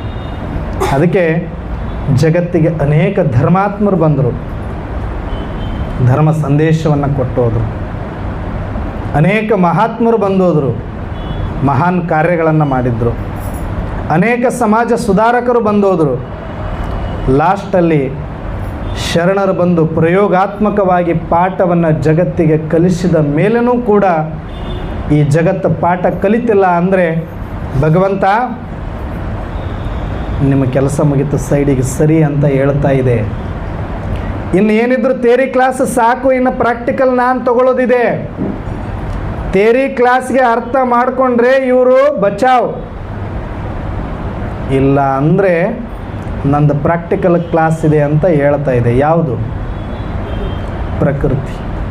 ಪರಮಾತ್ಮನ ಪಾಠ ಮುಗಿದ ಮೇಲೆ ಪ್ರಕೃತಿಯ ಪಾಠ ಆರಂಭ ಆಗಿದೆ ಈಗ ಆಲ್ರೆಡಿ. ಸುಮ್ಮನೆ ಟ್ರೈಲರ್ ಅದು ನಡೆದಿರೋದಷ್ಟೇ. ಇನ್ನು ಪರಮಾತ್ಮನ ಪಾಠ ಇಲ್ಲ. ಇನ್ಯಾವ ಧರ್ಮಾತ್ಮ ಬರೋದಿಲ್ಲ, ಇನ್ಯಾವ ಮಹಾತ್ಮರು ಬರೋ ಕಾಲ ಮುಗೀತು, ಶರಣರು ಬರೋ ಕಾಲ ಮುಗಿದೋಯ್ತು. ಮತ್ತೆ ಅಂತ್ಯದಲ್ಲಿ ಶರಣರು ಬರ್ತಾರೆ. ಯಾವಾಗ ಅಂದರೆ ಲಾಸ್ಟಲ್ಲಿ ಎಲ್ಲ ಆತ್ಮರಿಗೆ ದೃಷ್ಟಿಯನ್ನು ಕೊಟ್ಟು ಎಲ್ಲ ಆತ್ಮರನ್ನು ಶರೀರದಿಂದ ಬಿಡಿಸಿ ಅವರಿಗೆ ಮುಕ್ತಿ, ಜೀವನ ಮುಕ್ತಿಯನ್ನು ನೀಡುವ ಸಮಯಕ್ಕೆ ಮಾತ್ರ ಬರ್ತಾರಷ್ಟೆ. ಆದರೆ ಅಲ್ಲಿಯ ತನಕ ಈ ಏನೆಲ್ಲ ಪ್ರಕೃತಿ ಕೊಡುವ ರೌರವ ನರಕ ಏನಿದೆ ಇದನ್ನು ಅನುಭವಿಸಲೇಬೇಕಾಗತ್ತೆ ನಾವೆಲ್ಲರೂ ಕೂಡ. ಯಾರಿಗೆ ಅರಿವೇ ಗುರು ಅಂತ ಯಾಕೆ ಬಸವಣ್ಣನವರು ಹೇಳಿದ್ರಂದರೆ, ಯಾವ ಅರಿವು? ಶರೀರದ ಬಗ್ಗೆ ಜ್ಞಾನ ಇದೆ, ಸಂಬಂಧದ ಬಗ್ಗೆ ಜ್ಞಾನ ಇದೆ, ಸಮಾಜದ ಬಗ್ಗೆ ಇದೆ, ವಿಜ್ಞಾನದ ಬಗ್ಗೆ ಇದೆ, ಗಣಿತದ ಬಗ್ಗೆ ಇದೆ. ಆದರೆ ನಾನು ಯಾರು, ಯಾತಕ್ಕಾಗಿ ನಾನು ಬಂದಿದ್ದೀನಿ, ನನ್ನ ಸಾರ್ಥಕತೆ ಯಾವುದರೊಳಗಡೆ ಇದೆ, ಶಿವಯೋಗವನ್ನು ಯಾವ ರೀತಿ ಸಾಧಿಸಬೇಕು ಅನ್ನುವಂಥ ಜ್ಞಾನದ ಅರಿವಿನ ಕಣ್ಣು ನಮಗೆ ಬಸವಣ್ಣ ಕೊಟ್ಟು ಹೋಗಿದ್ದರೂ ಕೂಡ ಆ ಅರಿವು ನಮಗಿಲ್ಲ ಅಂತಂದರೆ, ಆ ಗುರುವನ್ನು ನಾವು ಮಾಡಿಕೊಂಡಿಲ್ಲ ಅಂತಂದರೆ, ಬೇರೆ ಎಲ್ಲೇ ನೀವು ಯಾರ ಕಾಲಿಗೆ ಬಿದ್ದರೂ ನಿಮ್ಮನ್ನು ಯಾರೂ ರಕ್ಷಣೆ ಮಾಡೋದಿಲ್ಲ. ಅದಕ್ಕೆ ಬಸವಣ್ಣನವರು ಕಲಿಸುವಂಥ ಶಿವಯೋಗವನ್ನು ನಾವು ಭಾಳ ಈಸಿಯಾಗಿ ತೊಗೊಂಡಿದ್ದೀವಿ. ಯಾಕಂದರೆ ಭಾಳ ಸಮಯ ಆಗಿರೋದ್ರಿಂದ. ಇನ್ನು ಮುಂದೆ ಅದಕ್ಕೆ ಡಿಮ್ಯಾಂಡ್ ತುಂಬ ಬರೋದಿದೆ. ಗೊತ್ತಿಲ್ಲ ನಮಗೆ ಮುಂದೆ ಹೆಂಗೆ ಬರುತ್ತೆ ಅಂದರೆ, ಯಾರು ಶಿವಯೋಗವನ್ನು ಸಾಧಿಸಿ ಆತ್ಮ ಸಾಕ್ಷಾತ್ಕಾರವನ್ನು ಮಾಡಿಕೊಳ್ತಾರೆ. ದೇಹ ಬಾನವನ್ನು ಬಿಟ್ಟು ಆತ್ಮ ಅಭಿಮಾನದಲ್ಲಿ ಬಂದು ಎಲ್ಲರನ್ನೂ ಜಂಗಮ ಸ್ವರೂಪದಲ್ಲಿ ಶಿವಸ್ವರೂಪದಲ್ಲಿ ಸಮಾನವಾಗಿ ಕಾಣುವಂಥ ದೃಷ್ಟಿಯನ್ನು ಪಡೆದಿರ್ತಾರೆ. ಅವರ ದೃಷ್ಟಿಯನ್ನು ತೆಗೆದುಕೊಳ್ಳಕ್ಕೆ ಜಗತ್ತಿನಲ್ಲಿ ಕೋಟಿ ಕೋಟಿ ಆತ್ಮರು ನಿಂತಿರ್ತಾರೆ ಸಾಲಾಗಿ. ಅದಕ್ಕೆ ಅಂತಿಮದಲ್ಲಿ ಶರಣರು ಬರ್ತಾರೆ ಅಂತ ಹೇಳಿದ್ದು. ಯಾರು ಬೇಕಾದರೂ ಆಗಿರ್ಬೋದು ನಿಮ್ಮಲ್ಲಿ ನಮ್ಮಲ್ಲಿ. ಅವತ್ತಿನ ಶರಣರು ಮತ್ತೆ ಬರೋದಿದ್ದಾರೆ. ಮತ್ತೆ ಜಗತ್ತಿಗೆ ಆ ಒಂದು ಹೊಸ ಬೆಳಕನ್ನು ಅಂತಿಮ ಒಂದು ದೃಷ್ಟಿಯನ್ನು ಕೊಡೋರಿದ್ದಾರೆ. ಹಾಗಾಗಿ ಇವತ್ತು ನಮ್ಮ ಸೌಭಾಗ್ಯ ಇದೆ. ಅಂಥ ಅನುಭವ ಮಂಟಪದ ಅಂಥ ಸಮಯದಲ್ಲಿ ಅಷ್ಟೆಲ್ಲ ಮಾಡಿ ಅವರು ಸಾಧಿಸಿ ಹೋಗಿದ್ದಾರೆ ಅಂತಂದರೆ ಆ ಇತಿಹಾಸ ನಮ್ಮ ಮುಂದೆ ಇದೆ, ಪ್ರಯೋಗ ನಮ್ಮ ಮುಂದೆ ಇದೆ. ಇವತ್ತು ಮಾಡಬೇಕು ಏನು ಅನ್ನೋದನ್ನು ನಾವು ಪ್ರಶ್ನೆ ಮಾಡಿಕೊಳ್ಬೇಕಾಗಿದೆ. ಅದಕ್ಕೆ ಅನುಭವ ಮಂಟಪದಲ್ಲಿ ಭಗವಂತ ಬಸವಣ್ಣನ ಮೂಲಕ ಎಲ್ಲ ರೀತಿಯಲ್ಲೂ ಕೂಡ ಪಾಠವನ್ನು ಜಗತ್ತಿಗೆ ಬೇಕಾಗಿರುವ ಎಲ್ಲ ವಿದ್ಯೆಯನ್ನು ಕೊಟ್ಟು ಹೋಗಿಬಿಟ್ಟಿದ್ದಾರೆ. ಯಾವುದು ಬಿಡಲಿಲ್ಲ. ಅಲ್ಲಿ ಒಂದು ಸಮಾಜ, ಒಂದು ಗಣಿತ, ಒಂದು ವಿಜ್ಞಾನ ಎಲ್ಲ ಕೊಟ್ಟು ಹೋಗಿದ್ದಾರೆ. ಅದಕ್ಕೆ ಸುಮ್ಮನೆ ನಾವು ಸಂಕ್ಷಿಪ್ತವಾಗಿ ಅನುಭವ ಮಂಟಪದಲ್ಲಿರುವ ಶರಣರನ್ನು ನೋಡಿದರೆ ಒಬ್ಬೊಬ್ಬರಲ್ಲಿ ಒಂದೊಂದು ವಿಶೇಷತೆ ಇದೆ. ಅಲ್ಲಮ ಪ್ರಭುಗಳಲ್ಲಿ ಏನು ವಿಶೇಷತೆ ಇತ್ತು ಹೇಳಿ? ಅಲ್ಲಮ ಪ್ರಭುಗಳಲ್ಲಿ ನಿಷ್ಠೂರತೆ ಇತ್ತು. ಖಂಡಿತವಾಗಿದ್ದರು ಅವರು. ಖಂಡ ತುಂಡಾಗಿ ಮಾತಾಡ್ತಿದ್ರು ಅವರು. ಅದಕ್ಕೆ ಉದಾಹರಣೆ ಏನು? ಅಕ್ಕ ಮಹಾದೇವಿ ಬಂದಾಗ ಒಂದು ಹೆಣ್ಣು ಅಂತ ನೋಡದೆ, ಒಂದು ಶರಣೆ ಅಂತ ನೋಡದೆ, ಒಬ್ಬ ಶಿವಯೋಗಿ ಅಂತಲೂ ನೋಡದೆ, ಒಬ್ಬ ತ್ಯಾಗಿ ತಪಸ್ವಿ ಅಂತಲೂ ನೋಡದೆ, ತುಂಬಿದ ಸಭೆಯಲ್ಲಿ ನಿಷ್ಠೂರವಾಗಿ ಪ್ರಶ್ನೆ ಮಾಡಿ ಯಾಕೆ ಮಾಡಿದರು ಅವರು? ಯಾಕೆ ಮಾಡಿದರು? ಆ ಸ್ಥಾನವನ್ನು ಬಹಳ ಚೆನ್ನಾಗಿ ನಿಭಾಯಿಸಿದ್ರು ಅಲ್ಲಮ ಪ್ರಭುಗಳು. ಅವತ್ತು ನಿಭಾಯಿಸಿಲ್ಲ ಅಂದರೆ ಇವತ್ತು ಅಕ್ಕ ಮಹಾದೇವಿಯನ್ನು ಇಷ್ಟು ಎತ್ತರದಲ್ಲಿ ನಾವು ನೋಡ್ತಿದ್ವೋ ಇಲ್ಲೋ ಗೊತ್ತಿಲ್ಲ. ಯಾರು ಹೆಂಗೆ ಬೇಕಾದರೂ ತಿಳ್ಕೊಬೋದಾಗಿತ್ತು, ತಗೋಬೋದಾಗಿತ್ತು. ಅದಕ್ಕೆ ಅವಕಾಶನೇ ಕೊಡಬಾರ್ದು ಅಂತ ಅಲ್ಲಮ ಪ್ರಭುಗಳು ಎದ್ದು ನಿಂತ್ಕೊಂಡ್ಬಿಟ್ರು. ಯಾಕಂದರೆ ಆಕೆಗೆ ಒಂದು ಚೂರು ಲವಲೇಶದಷ್ಟು ಕೂಡ ಅವಮಾನ ಆಗಬಾರದು. ಈ ಒಂದು ಅನುಭವ ಮಂಟಪದಿಂದ, ಶರಣರ ಬಳಗದಿಂದ, ಸಮಾಜದಿಂದ ಯಾರೊಬ್ಬರಿಂದರೂ ಕೂಡ ಈ ಅಕ್ಕನಿಗೆ ಒಂದು ಇಂಚು ಕೂಡ, ಒಂದು ಚುಕ್ಕೆನೂ ಕೂಡ ಬೀಳಬಾರ್ದು, ಯಾರ ನೆರಳು ಕೂಡ ಸೋಕಬಾರದು ಅಂಥೇಳಿ ಅಲ್ಲಮ ಪ್ರಭುಗಳು ಎದ್ದು ನಿಂತು ಆಕೆಯನ್ನು ಪ್ರಶ್ನೆ ಮೇಲೆ ಪ್ರಶ್ನೆ ಮಾಡಿ ನಿಷ್ಠೂರವಾಗಿ ಆಕೆಯನ್ನು ಕೆದಕ್ತಾರೆ. ಆಗ ತಪಸ್ವಿನಿ ಶಿವಯೋಗಿ ಚನ್ನಮಲ್ಲಿಕಾರ್ಜುನನ್ನೇ ಪತಿಯನ್ನಾಗಿ ಮಾಡಿಕೊಂಡಿರುವ, ಲಿಂಗಾಂಗ ಒಂದೇ ಮಾಡಿಕೊಂಡಿರುವಂತಹ ಸಾಧ್ವಿ ಅಕ್ಕ ಮಹಾದೇವಿ ಅಷ್ಟೇ ಸಾತ್ವಿಕವಾಗಿ ಸಂಯಮದಿಂದ ಅರ್ಥಪೂರ್ಣವಾದ ವಿವರಣೆಯನ್ನು ಕೊಟ್ಟಾಗ ಎಲ್ಲರೂ ಕೂಡ ರೋಮಾಂಚಿತರಾಗ್ತಾರೆ. ಆ ದೃಶ್ಯ ಎಲ್ಲವೂ ಕೂಡ ಕೇಳ್ತಾ ಇದ್ದರೆ, ಇವತ್ತಿಗೂ ಅದನ್ನು ನೋಡ್ತಾ ಇದ್ದರೆ ಕೇಳ್ತಾ ಇದ್ದರೆ ನಮ್ಮ ರೋಮಾಂಚನ ಆಗ್ಬಿಡ್ತೀವಿ ನಾವು. ಅವತ್ತು ಸುಮ್ಮನೆ ಒಂದು ಸಲ ಕಲ್ಪನೆ ಮಾಡ್ಕೊಳ್ಳಿ ಹೆಂಗಿತ್ತು ಅಂತ. ತುಂಬಿದ ಸಭೆಯೊಳಗಡೆ ದಿಗಂಬರೆಯಾಗಿ ಒಬ್ಬ ತಪಸ್ವಿ, ಒಬ್ಬ ಶರಣೆ ಬರ್ತಾ ಇದ್ದಾಳೆ ಅಂತಂದರೆ ಎಷ್ಟು ಗೌರವದಿಂದ ಸ್ವಾಗತ ಮಾಡಬೇಕು. ಎಂಥ ಒಂದು ವೇದಿಕೆಯಲ್ಲಿ ಆ ಎಮ್ಮನ್ನು ಕೂಡಿಸ್ಬೇಕಾಗಿತ್ತು. ಆದರೆ ಬರ್ತಿದ್ದಂಗನೇ ಪ್ರಶ್ನೆಗಳ ಸುರಿಮಳೆ ಮಾಡಿಕೊಂಡು ಇಡೀ ಸಭೆಯನ್ನೇ ತಲ್ಲಣಗೊಳಿಸಿದರು ಅಲ್ಲಮ ಪ್ರಭುಗಳು. ಅಂದರೆ ಅದಕ್ಕೆ ಅರ್ಥ ಇಲ್ಲದೆ ಅವರು ಮಾಡಿಲ್ಲ. ಯಾಕೆ ಮಾಡಿದ್ರು ಅವರು? ಅವತ್ತೊಂದು ವೇಳೆ ಅಲ್ಲಮ ಪ್ರಭುಗಳು ಸುಮ್ಮನೆ ಆಗಿದ್ದರೂ ಕೂಡ ಶರಣರು ಆ ಸಮಯದಲ್ಲಿ ಸುಮ್ಮನೆ ಕೂತ್ಕೊಂಡು ಒಂದಷ್ಟು ಹಾರ ಹಾಕಿ, ಹೂವು ಹಾಕಿ ಸನ್ಮಾನ ಮಾಡಿ ಆಕೆಗೆ ಶರಣಾರ್ಥಿ ಹೇಳಿ ಬೀಳ್ಕೊಟ್ಟಿದ್ರು ಕೂಡ ಆಮೇಲೆ ಮಾತಾಡಲಿಕ್ಕೆ 1000 ಬಾಯಿಗಳಿದ್ವು ಅಲ್ಲಿ. ಆಮೇಲೆ ವಿಚಾರಿಸ್ಲಿಕ್ಕೆ 1000 ಬುದ್ಧಿಗಳಿದ್ವು. ಬಾಯಿಗೆ ಯಾರು ಬೀಕ ಹಾಕ್ಲಿಕ್ಕಾಗಲ್ಲ, ವಿಚಾರ ಮಾಡುವ ಬುದ್ಧಿಯನ್ನು ಯಾರು ತಡಿಲಿಕ್ಕಾಗಲ್ಲ. ಆ 1000 ಬಾಯಿಗಳಿಗೆ, ಬಾಯಿಂದ ಬಾಯಿಗೆ ಹೋದರೆ ಲಕ್ಷಾಂತರ ಕೋಟ್ಯಾಂತರ ಆದರೆ ನಾಳೆ ಅಕ್ಕನಿಗೆ ಕುಂದು ಬಂದೀತು ಅನ್ನುವ ದೂರ ದೃಷ್ಟಿಯನ್ನು ಇಟ್ಟುಕೊಂಡು ಇವತ್ತು ಕೇಳಬೇಕಾಗಿರುವ ಎಲ್ಲ ಪ್ರಶ್ನೆಗಳನ್ನೇ ನಾನೇ ಕೇಳಿ ನನ್ನ ಮುಂದೆಯೇ ಆಕೆಯ ಪರಿಪಕ್ವತೆಯನ್ನು ಜಗತ್ತಿಗೆ ತೋರಿಸಬೇಕು, ಇಲ್ಲದಿದ್ದರೆ ಮುಂದೆ ಜಗತ್ತು ಬೆರಳು ಮಾಡೀತು ಅನ್ನುವ ಒಂದು ಸೂಕ್ಷ್ಮತೆಯಿಂದ ಅಲ್ಲಮ ಪ್ರಭುಗಳು ಏನು ಮಾಡಿದರು? ಅಕ್ಕಮಹಾದೇವಿಯನ್ನು ಪ್ರಶ್ನೆ ಮಾಡಿದರು. ಅಲ್ಲೇ ಗೊತ್ತಾಗುತ್ತೆ ಅಲ್ಲಮ ಪ್ರಭುಗಳಲ್ಲಿ ಎಷ್ಟು ನಿಷ್ಠೂರತೆ ಇತ್ತು ಅನ್ನೋದನ್ನು. ಇಲ್ಲ ಅಂದರೆ ಯಾರು ಬೇಕಾದವರು ಹೆಂಗೆ ಬೇಕಾದರೂ, ಯಾಕಂದರೆ ಮೊದಲೇ ಇದು ಹೇಳಿ ಕೇಳಿ ಶರಣರು ಅಂತಂದರೆ ಒಂದಷ್ಟು ಜ್ಞಾನಿಗಳು ಇರ್ತಾರೆ, ಇನ್ನೂ ಜ್ಞಾನ ತಿಳ್ಕೊಳ್ಳುವವರು ಇರ್ತಾರೆ. ಆದರೆ ಇಲ್ಲಿ ಸಂಸಾರಿಗಳಿಗೆ ಭಾಳ ಆದ್ಯತೆ ಇದೆ ಮತ್ತು ಸ್ತ್ರೀ ಪುರುಷರಿಗೆ ಅಷ್ಟೇ ಆದ್ಯತೆ ಇದೆ. ಪತಿಯನ್ನು ಸತಿಯನ್ನು ಸಮಾನವಾಗಿ ಕಾಣಬೇಕು ಅನ್ನುವಂಥ ಆದ್ಯತೆ ಇದೆ. ಕಾಯಕಕ್ಕೆ ಆದ್ಯತೆ ಇದೆ. ಆದರೆ ಅಕ್ಕ ಮಹಾದೇವಿ ರಾಜನಂತ ರಾಜನನ್ನು ಮದುವೆಯಾಗಿ ಸುಮ್ಮನೆ ಹಿಂಗೆ ಸರಿಸಿ ಬಂದುಬಿಟ್ಟಿದ್ದಾಳೆ ಅಂತಂದ ಮೇಲೆ ಇದನ್ನು ಹೆಂಗೆ ತಗೊಳುತ್ತೆ ಹೆಂಗಿಲ್ಲ, ಯಾರ್ಯಾರ ಬುದ್ಧಿ ಹೆಂಗೆ ಓಡುತ್ತೋ ಹೆಂಗಿಲ್ಲೋ, ಯಾರಾದರೂ ಅಪಮಾನ ಮಾಡಿಬಿಟ್ಟಾರೋ, ಆಕೆ ಬಗ್ಗೆ ಗೊತ್ತಿಲ್ಲದೆ ಯಾರಾದರೂ ಒಂದಷ್ಟು ಏನಾದರೂ ಮಾತಾಡಿಬಿಟ್ಟಾರೋ ಅನ್ನೋ ಭಯಕ್ಕೆ ಮೊದಲೇ ಎದ್ದು ನಿಂತು ಬಿಟ್ಟು ತಾನು ಮಾತಾಡ್ತಾರೆ ಅಲ್ಲಮ ಪ್ರಭುಗಳು. ಅಂದರೆ ಎಂಥ ದೊಡ್ಡ ವ್ಯಕ್ತಿತ್ವ ಅಕ್ಕ ಮಹಾದೇವಿದಿರಬೇಡ. ಅಂಥ ಅಕ್ಕ ಮಹಾದೇವಿಯನ್ನು ನಿಷ್ಠೂರವಾಗಿ ಪ್ರಶ್ನೆ ಮಾಡಿ ಆಕೆಯನ್ನು ಇವತ್ತಿಗೂ ಕೂಡ ಪರಮ ಪವಿತ್ರೆಯಾಗಿ ಜಗತ್ತು ಕಾಣುವಂತೆ ಮಾಡಿದ್ದು ಅಲ್ಲಮ ಪ್ರಭುವಿನ ಒಂದು ಸನ್ನಿವೇಶ. ಅದಕ್ಕೆ ಅವರಲ್ಲಿ ನಿಷ್ಠೂರತೆ ಇದೆ. ನೋಡಲಿಕ್ಕೆ ಅವತ್ತು ಅಭಾಸ ಅನಿಸಿದ್ರು ಕೂಡ, ಆದರೆ ಇವತ್ತಿಗೂ ನಿಜವಾದ ಗೌರವ ಸಿಕ್ಕಿದ್ದ ಅಕ್ಕ ಮಹಾದೇವಿಗೆ ಅಂತ ಹೇಳಿದ್ರೆ, ಬಲೆ ಆಕೆಯ ತಪಸ್ಸಿನಿಂದ ಆಕೆ ಶಿವಯೋಗದಿಂದ ಸಿಕ್ಕಿದ್ರು ಕೂಡ, ಆದರೆ ಸಮಾಜಕ್ಕೆ ಒಂದು ಘಂಟಾಘೋಷವಾಗಿ ಒಂದು ಸ್ಟೇಟ್ಮೆಂಟ್ ಯಾರಿಂದ ಹೋಗಬೇಕಾಗಿತ್ತು ಅದು ಅವರಿಂದನೇ ಹೋದಾಗ ಮಾತ್ರ ಸಮಾಜ ಸ್ವೀಕಾರ ಮಾಡುತ್ತೆ. ಆ ಕೆಲಸವನ್ನು ಅವತ್ತು ಅಲ್ಲಮ ಪ್ರಭುಗಳು ಮಾಡಿದ್ದು. ಹಾಗಾಗಿ ಅಲ್ಲಮ ಪ್ರಭುಗಳ ನಿಷ್ಠೂರತೆ ನಮ್ಮ ಜೀವನದಲ್ಲಿ ಬೇಕಾಗುತ್ತೆ. ಸ್ವಲ್ಪ ಸರಿ ಇದ್ದರೆ ಸರಿ, ತಪ್ಪಿದ್ದರೆ ತಪ್ಪು ನಿಜ. ಆದರೆ ಸುಮ್ಮನೆ ಕಂಡಿದ್ರೂ ಕೂಡ, ಗೊತ್ತಿದ್ರೂ ಕೂಡ ಒಂದಷ್ಟು ಸೂಕ್ಷ್ಮತೆ ಇಲ್ಲ ಅಂದರೆ ಎಂಥ ಅತಾಚುರ್ಯಗಳು ಕೂಡ ಮುಂದೆ ನಡೀಬೋದು ಅನ್ನೋದಕ್ಕೆ ಅವತ್ತಿನ ಒಂದು ದೃಶ್ಯ ಸೂಕ್ಷ್ಮತೆಯನ್ನು ನಾವು ಗಮನಿಸ್ತೀವಿ. ಅದಕ್ಕೆ ನಮ್ಮ ಜೀವನದಲ್ಲೂ ಕೂಡ ಒಂದಷ್ಟು ದೂರದೃಷ್ಟಿ, ಒಂದಷ್ಟು ಸೂಕ್ಷ್ಮತೆ ನಾವು ಮಾಡಿಕೊಂಡಾಗ ಮಾತ್ರ ನಾವು ಕೂಡ ಜೀವನದಲ್ಲಿ ಏನಾದರೂ ಒಂದು ಯಶಸ್ಸನ್ನು ಸಾಧಿಸಲಿಕ್ಕೆ ಸಾಧ್ಯ ಆಗುತ್ತೆ. ಇನ್ನು ಬಸವಣ್ಣನವರಲ್ಲಿ ಏನಿತ್ತು? ಭಕ್ತಿ ಭಂಡಾರಿ ಬಸವಣ್ಣ. ನಮ್ಮೊಳಗಡೆ ಒಂದು ಸಲ ಕೇಳ್ಕೊಳ್ಳೋಣ. ನಮಗೂ ಲಿಂಗ ಇದೆ, ನಮಗೂ ವಿಭೂತಿ ಇದೆ, ನಮಗೂ ರುದ್ರಾಕ್ಷಿ ಇದೆ, ನಮಗೂ ಭಾಳ ಅಂದ್ರೆ ಬಿಲ್ಪತ್ರಿ ಮುಂಬೈಯಲ್ಲಿ ಸಿಗ್ತಾವೋ ಇಲ್ಲ ಗೊತ್ತಿಲ್ಲ, ಬೇಕಂದ್ರೆ ಕರ್ನಾಟಕದಿಂದ ಕಳಿಸ್ತೀವಿ ನಾವು. ಯಾಕೆ ಧೈರ್ಯ ಮಾಡೀನಿ ಅಂದರೆ ಇಲ್ಲಿ ನನಗೆ ದಿನ ಇಷ್ಟಿಷ್ಟು ಕಳಿಸ್ಕೊಡಕತ್ತ, ಇಷ್ಟು ಬೇಕು ನನಗೆ, ಆದರೆ ಇಷ್ಟಿಷ್ಟು ಕೊಡಕತ್ತಾರೆ, ಮತ್ತು ಸಿಗುತ್ತನ್ನೋ ಗ್ಯಾರಂಟಿ ಇದೆ ನನಗೆ. ಬಿಲ್ಪತ್ರಿ ಸಿಗ್ತಾವೆ, ಇಷ್ಟು ಸರಳ ಐತೆ ಶಿವಪೂಜೆ ಶಿವಯೋಗ. ಆದ್ರೆ ಭಕ್ತಿ ಬೇಕಲ್ಲ. ಹೂಗಳು ವೆರೈಟಿ ಮುಂಬೈಯಲ್ಲಿ ಬೇಕಾದಷ್ಟು ಸಿಗ್ತವೆ, ಭಸ್ಮಗಳು ಸಿಗುತ್ತೆ ನಮಗೆ. ಮಾಡುವ ಮನಸ್ಸು, ಹೃದಯದಲ್ಲಿ ಒಂದಷ್ಟು ಭಕ್ತಿ ಇರಬೇಕಲ್ಲ. ಅದನ್ನು ನೋಡಬೇಕು, ಅದು ಬರಬೇಕಂದ್ರೆ ಏನು ಮಾಡಬೇಕು? ಭಾಳ ಜನ ಕೇಳ್ತಾರೆ, ಅಣ್ಣವ್ರೆ ಭಕ್ತಿ ಹೆಂಗೆ ಬರಬೇಕಿದು?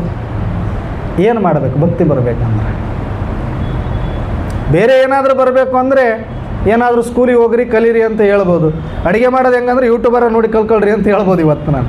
ಭಕ್ತಿ ಹೆಂಗೆ ಬರಬೇಕು ಅಣ್ಣವ್ರೆ ಅಂದರೆ ಏನು ಮಾಡಬೇಕಾಗಿಲ್ಲ. ಭಕ್ತಿ ಬೇಕಲ್ಲ ನಿಮಗೆ, ಭಕ್ತಿ ಬರಬೇಕಲ್ಲ. ಪುಣ್ಯಾತ್ಮನ ಒಂದು ಫೋಟೋ ಇಟ್ಕೊಳ್ಳಿ ಮನೆಯಲ್ಲಿ, ಸುಮ್ಮನೆ ಅದ್ರ ಮುಂದೆ ಒಂದು ಅರ್ಧ ಗಂಟೆ 1 ಗಂಟೆ ದಿನ ಕೂತ್ಕೊಳ್ಳಿ. ಅದು ಹೆಂಗೆ ಭಕ್ತಿ ಬರೋದಿಲ್ಲ ನೋಡ್ತೀನಿ ನಾನು. ಬರುತ್ತಾ ಬರಲ್ವ ಭಕ್ತಿ? ಸುಮ್ಮನೆ ಪುಣ್ಯಾತ್ಮನ ಕಣ್ಣುಗಳು ನೋಡ್ರಿ ಸಾಕು, ಆತನ ಮುಖಮಂಡಲ ನೋಡ್ರಿ, ಆತನ ಹೃದಯ ನೋಡ್ರಿ, ಆತನ ವಿಚಾರಗಳು ನೋಡ್ರಿ, ಆತ ಕುಂತಿರೋ ಒಂದು ಸ್ಟೈಲ್ ನೋಡಿಬಿಡ್ರಿ, ನಿಮಗೆ ಭಕ್ತಿ ಹೆಂಗೆ ಬರಲ್ಲ. ಆಮೇಲೆ ಹೇಳ್ರಿ, ಅಣ್ಣವರೇ ಅವ್ರ ಫೋಟೋ ಅರ್ಧ ಗಂಟೆ ನೋಡಿನೇ ನನಗೆ ಭಕ್ತಿ ಬರಲಿಲ್ಲ ಅಂತ ಹೇಳ್ರಿ, ಆಮೇಲೆ ಮತ್ತೆ ನಾನು ಬರ್ತೀನಿ ಇಲ್ಲಿಗೆ.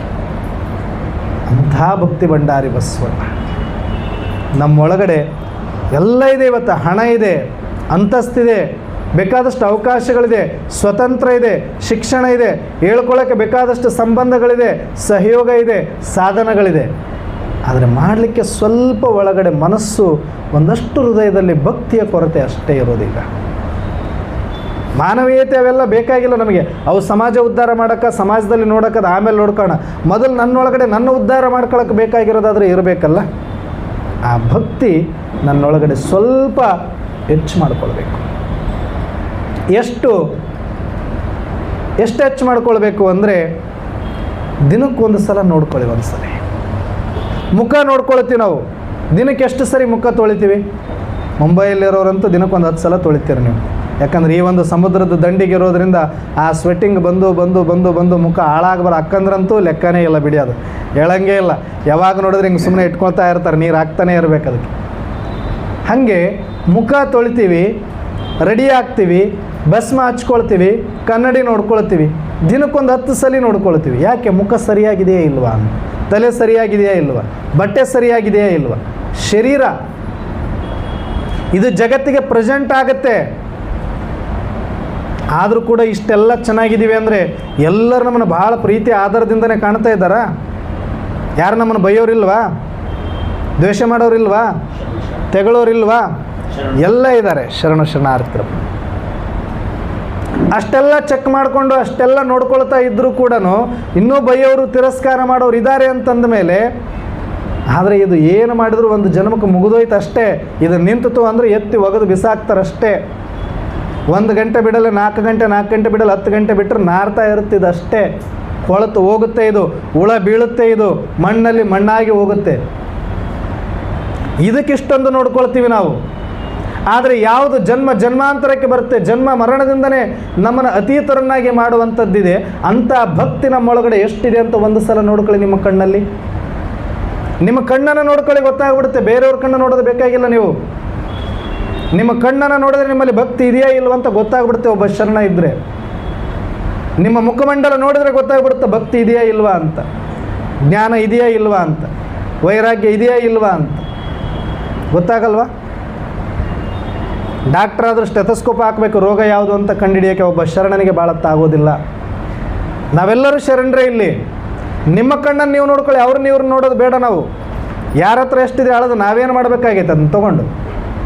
ನನ್ನೊಳಗಡೆ ಭಕ್ತಿ ಎಷ್ಟಿದೆ ಅಂತ ನನ್ನ ಕಣ್ಣುಗಳನ್ನು ಒಂದ್ಸಲಿ ಕನ್ನಡಿ ಮುಂದೆ ನಿಂತು ನೋಡ್ಕೊಳ್ಳೋಣ.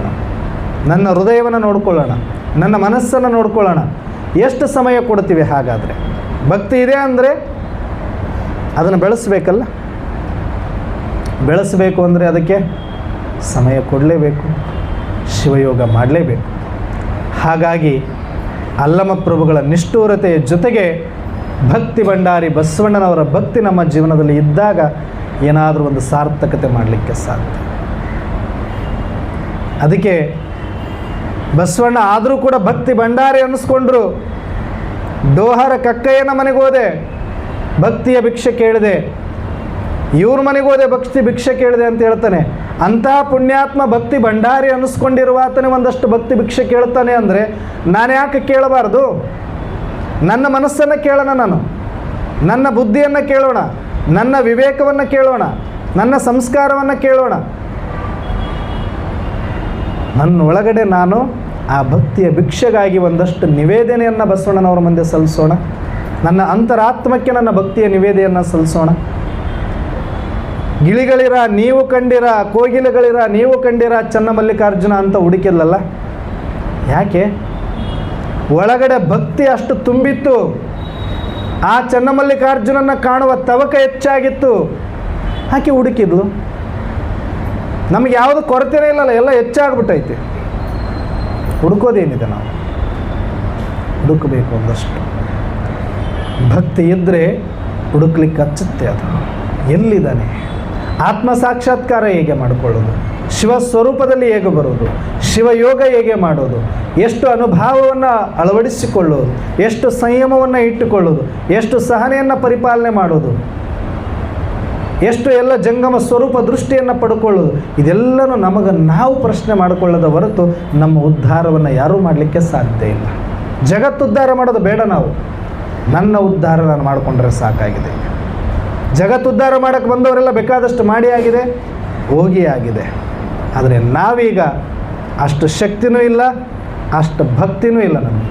ಆದರೆ ಅಟ್ಲೀಸ್ಟ್ ನನ್ನ ಉದ್ಧಾರನಾದರೂ ನಾನು ಮಾಡ್ಕೊಳ್ಬೇಕು. ನಾಳೆ ಆ ಬಸವಣ್ಣ ಬಂದು ಬಿದ್ದಿರುವಾಗ ನನ್ನನ್ನು ಕೂಡ ಆತನೇ ಬಂದು ಕೈ ಹಿಡಿದು ಎತ್ತೋ ಥರ ನಾ ಬಿದ್ದಿರಬಾರ್ದು ಅಷ್ಟೇ. ನಾನು ಇನ್ನೊಬ್ಬರನ್ನ ಕೈ ಹಿಡಿದು ಎತ್ತೋದು ಬೇಡ. ನನ್ನ ಕೈ ಇನ್ನೊಬ್ಬರು ಹಿಡಿದು ಯಾರೋ ಬಂದು ಎತ್ತದೇ ಇರೋ ಥರ ನಾನು ಆಗಿಬಿಟ್ರೆ ನಾನು ಶರಣ ಧರ್ಮದಲ್ಲಿ ಇದ್ದದ್ದಕ್ಕೂ ಸಾರ್ಥಕ ಅಂತ ನಾವು ಹೇಳ್ಕೊಳ್ಬೋದು. ನನ್ನನ್ನು, ಬೇರೆ ಯಾರನ್ನೋ ಬೇಡ. ಹಾಗೆ ಅಲ್ಲಮ ಪ್ರಭುಗಳ ನಿಷ್ಠೂರತೆ, ಭಕ್ತಿ ಭಂಡಾರಿಯ ಬಸವಣ್ಣನವರ ಭಕ್ತಿ ನಮಗೆ ಬೇಕು. ಅಕ್ಕ ಮಹಾದೇವಿಯಲ್ಲಿ ಏನಿತ್ತು? ವೈರಾಗ್ಯ. ನಮಗೂ ಬೇಕು, ಸ್ವಲ್ಪ ವೈರಾಗ್ಯ ಬೇಕು. ಯಾವುದ್ರ ಮೇಲೆ ವೈರಾಗ್ಯ ಬೇಕು? ಅತಿಯಾದ ವಿಲಾಸಿ ಜೀವನ, ಅತಿಯಾದ ತಮೋಪ್ರಧಾನ ವಿಕಾರಗಳ ಮೇಲೆ ವೈರಾಗ್ಯ, ಅತಿಯಾದ ಶರೀರದ ಮೇಲೆ ವ್ಯಾಮೋಹದ ಮೇಲಿನ ವೈರಾಗ್ಯ, ಸಂಬಂಧಗಳ ಮೇಲಿನ ಮೋಹದ ವೈರಾಗ್ಯ, ಸಂಪತ್ತಿನ ಮೇಲಿನ ವೈರಾಗ್ಯ, ಪೋಸ್ಟ್ ಪೊಸಿಷನ್ ಅಂತಸ್ತಿನ ಮೇಲಿನ ವೈರಾಗ್ಯ. ಸ್ವಲ್ಪ ಇವುಗಳನ್ನು ನಾವು ರೂಢಿಸಿಕೊಳ್ಬೇಕಾಗ್ತದೆ. ನಾವು ಶರಣರು ಅಂತಂದ ತಕ್ಷಣವೇ ಇವೆಲ್ಲದರಲ್ಲಿ ನಾವು ಸ್ವಲ್ಪ ಕಡಿಮೆ ಮಾಡಿಕೊಳ್ಳೇಬೇಕು. ಲೌಕಿಕ ಅಲೌಕಿಕದವರಿಗೂ ಭಕ್ತರಿಗೂ ಶರಣರಿಗೂ ವ್ಯತ್ಯಾಸ ಎಲ್ಲಿ ಬರುತ್ತೆ ಅಂತಂದರೆ, ಭಕ್ತಿ ಬೇಕಾದಷ್ಟು ಇರ್ಬೋದು ಭಕ್ತರ ಹತ್ರ, ಆದರೆ ವೈರಾಗ್ಯ ಇರಬೇಕಂದ್ರೆ ಜ್ಞಾನ ಬೇಕೇ ಬೇಕು. ನಾವು ಜ್ಞಾನಿಗಳು ಅಂತ ಅನ್ನಿಸ್ಕೊಳ್ಬೇಕು ಅಂದರೆ ನಮ್ಮಲ್ಲಿ ವೈರಾಗ್ಯ ಕಾಣಿಸ್ಕೊಳ್ಳೇಬೇಕಾಗತ್ತೆ. ಭಾಳ ಸರಳ ಜೀವನ ಇದೆ ಬದುಕಲಿಕ್ಕೆ, ಭಾಳ ಸರಳ ಇದೆ ಜೀವನ.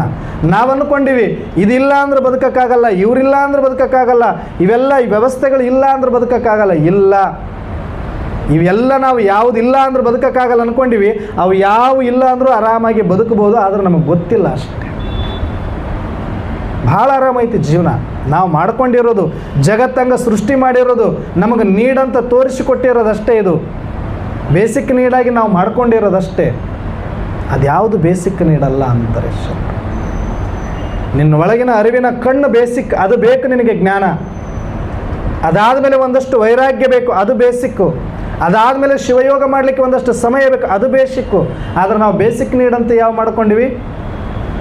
ಈ ಸ್ಕೂಲು, ಈ ಕಾಲೇಜು, ಈ ಪದವಿ, ಈ ಪೋಸ್ಟು, ಈ ಉದ್ಯೋಗ, ಈ ಸಂಪಾದನೆ, ಈ ಸಂಬಂಧ, ಈ ಸಮಾಜ, ಇದನ್ನು ಬೇಸಿಕ್ ನೀಡ್ ಅಂದ್ಕೊಂಡ್ಬಿಟ್ಟಿವಿ ನಾವು.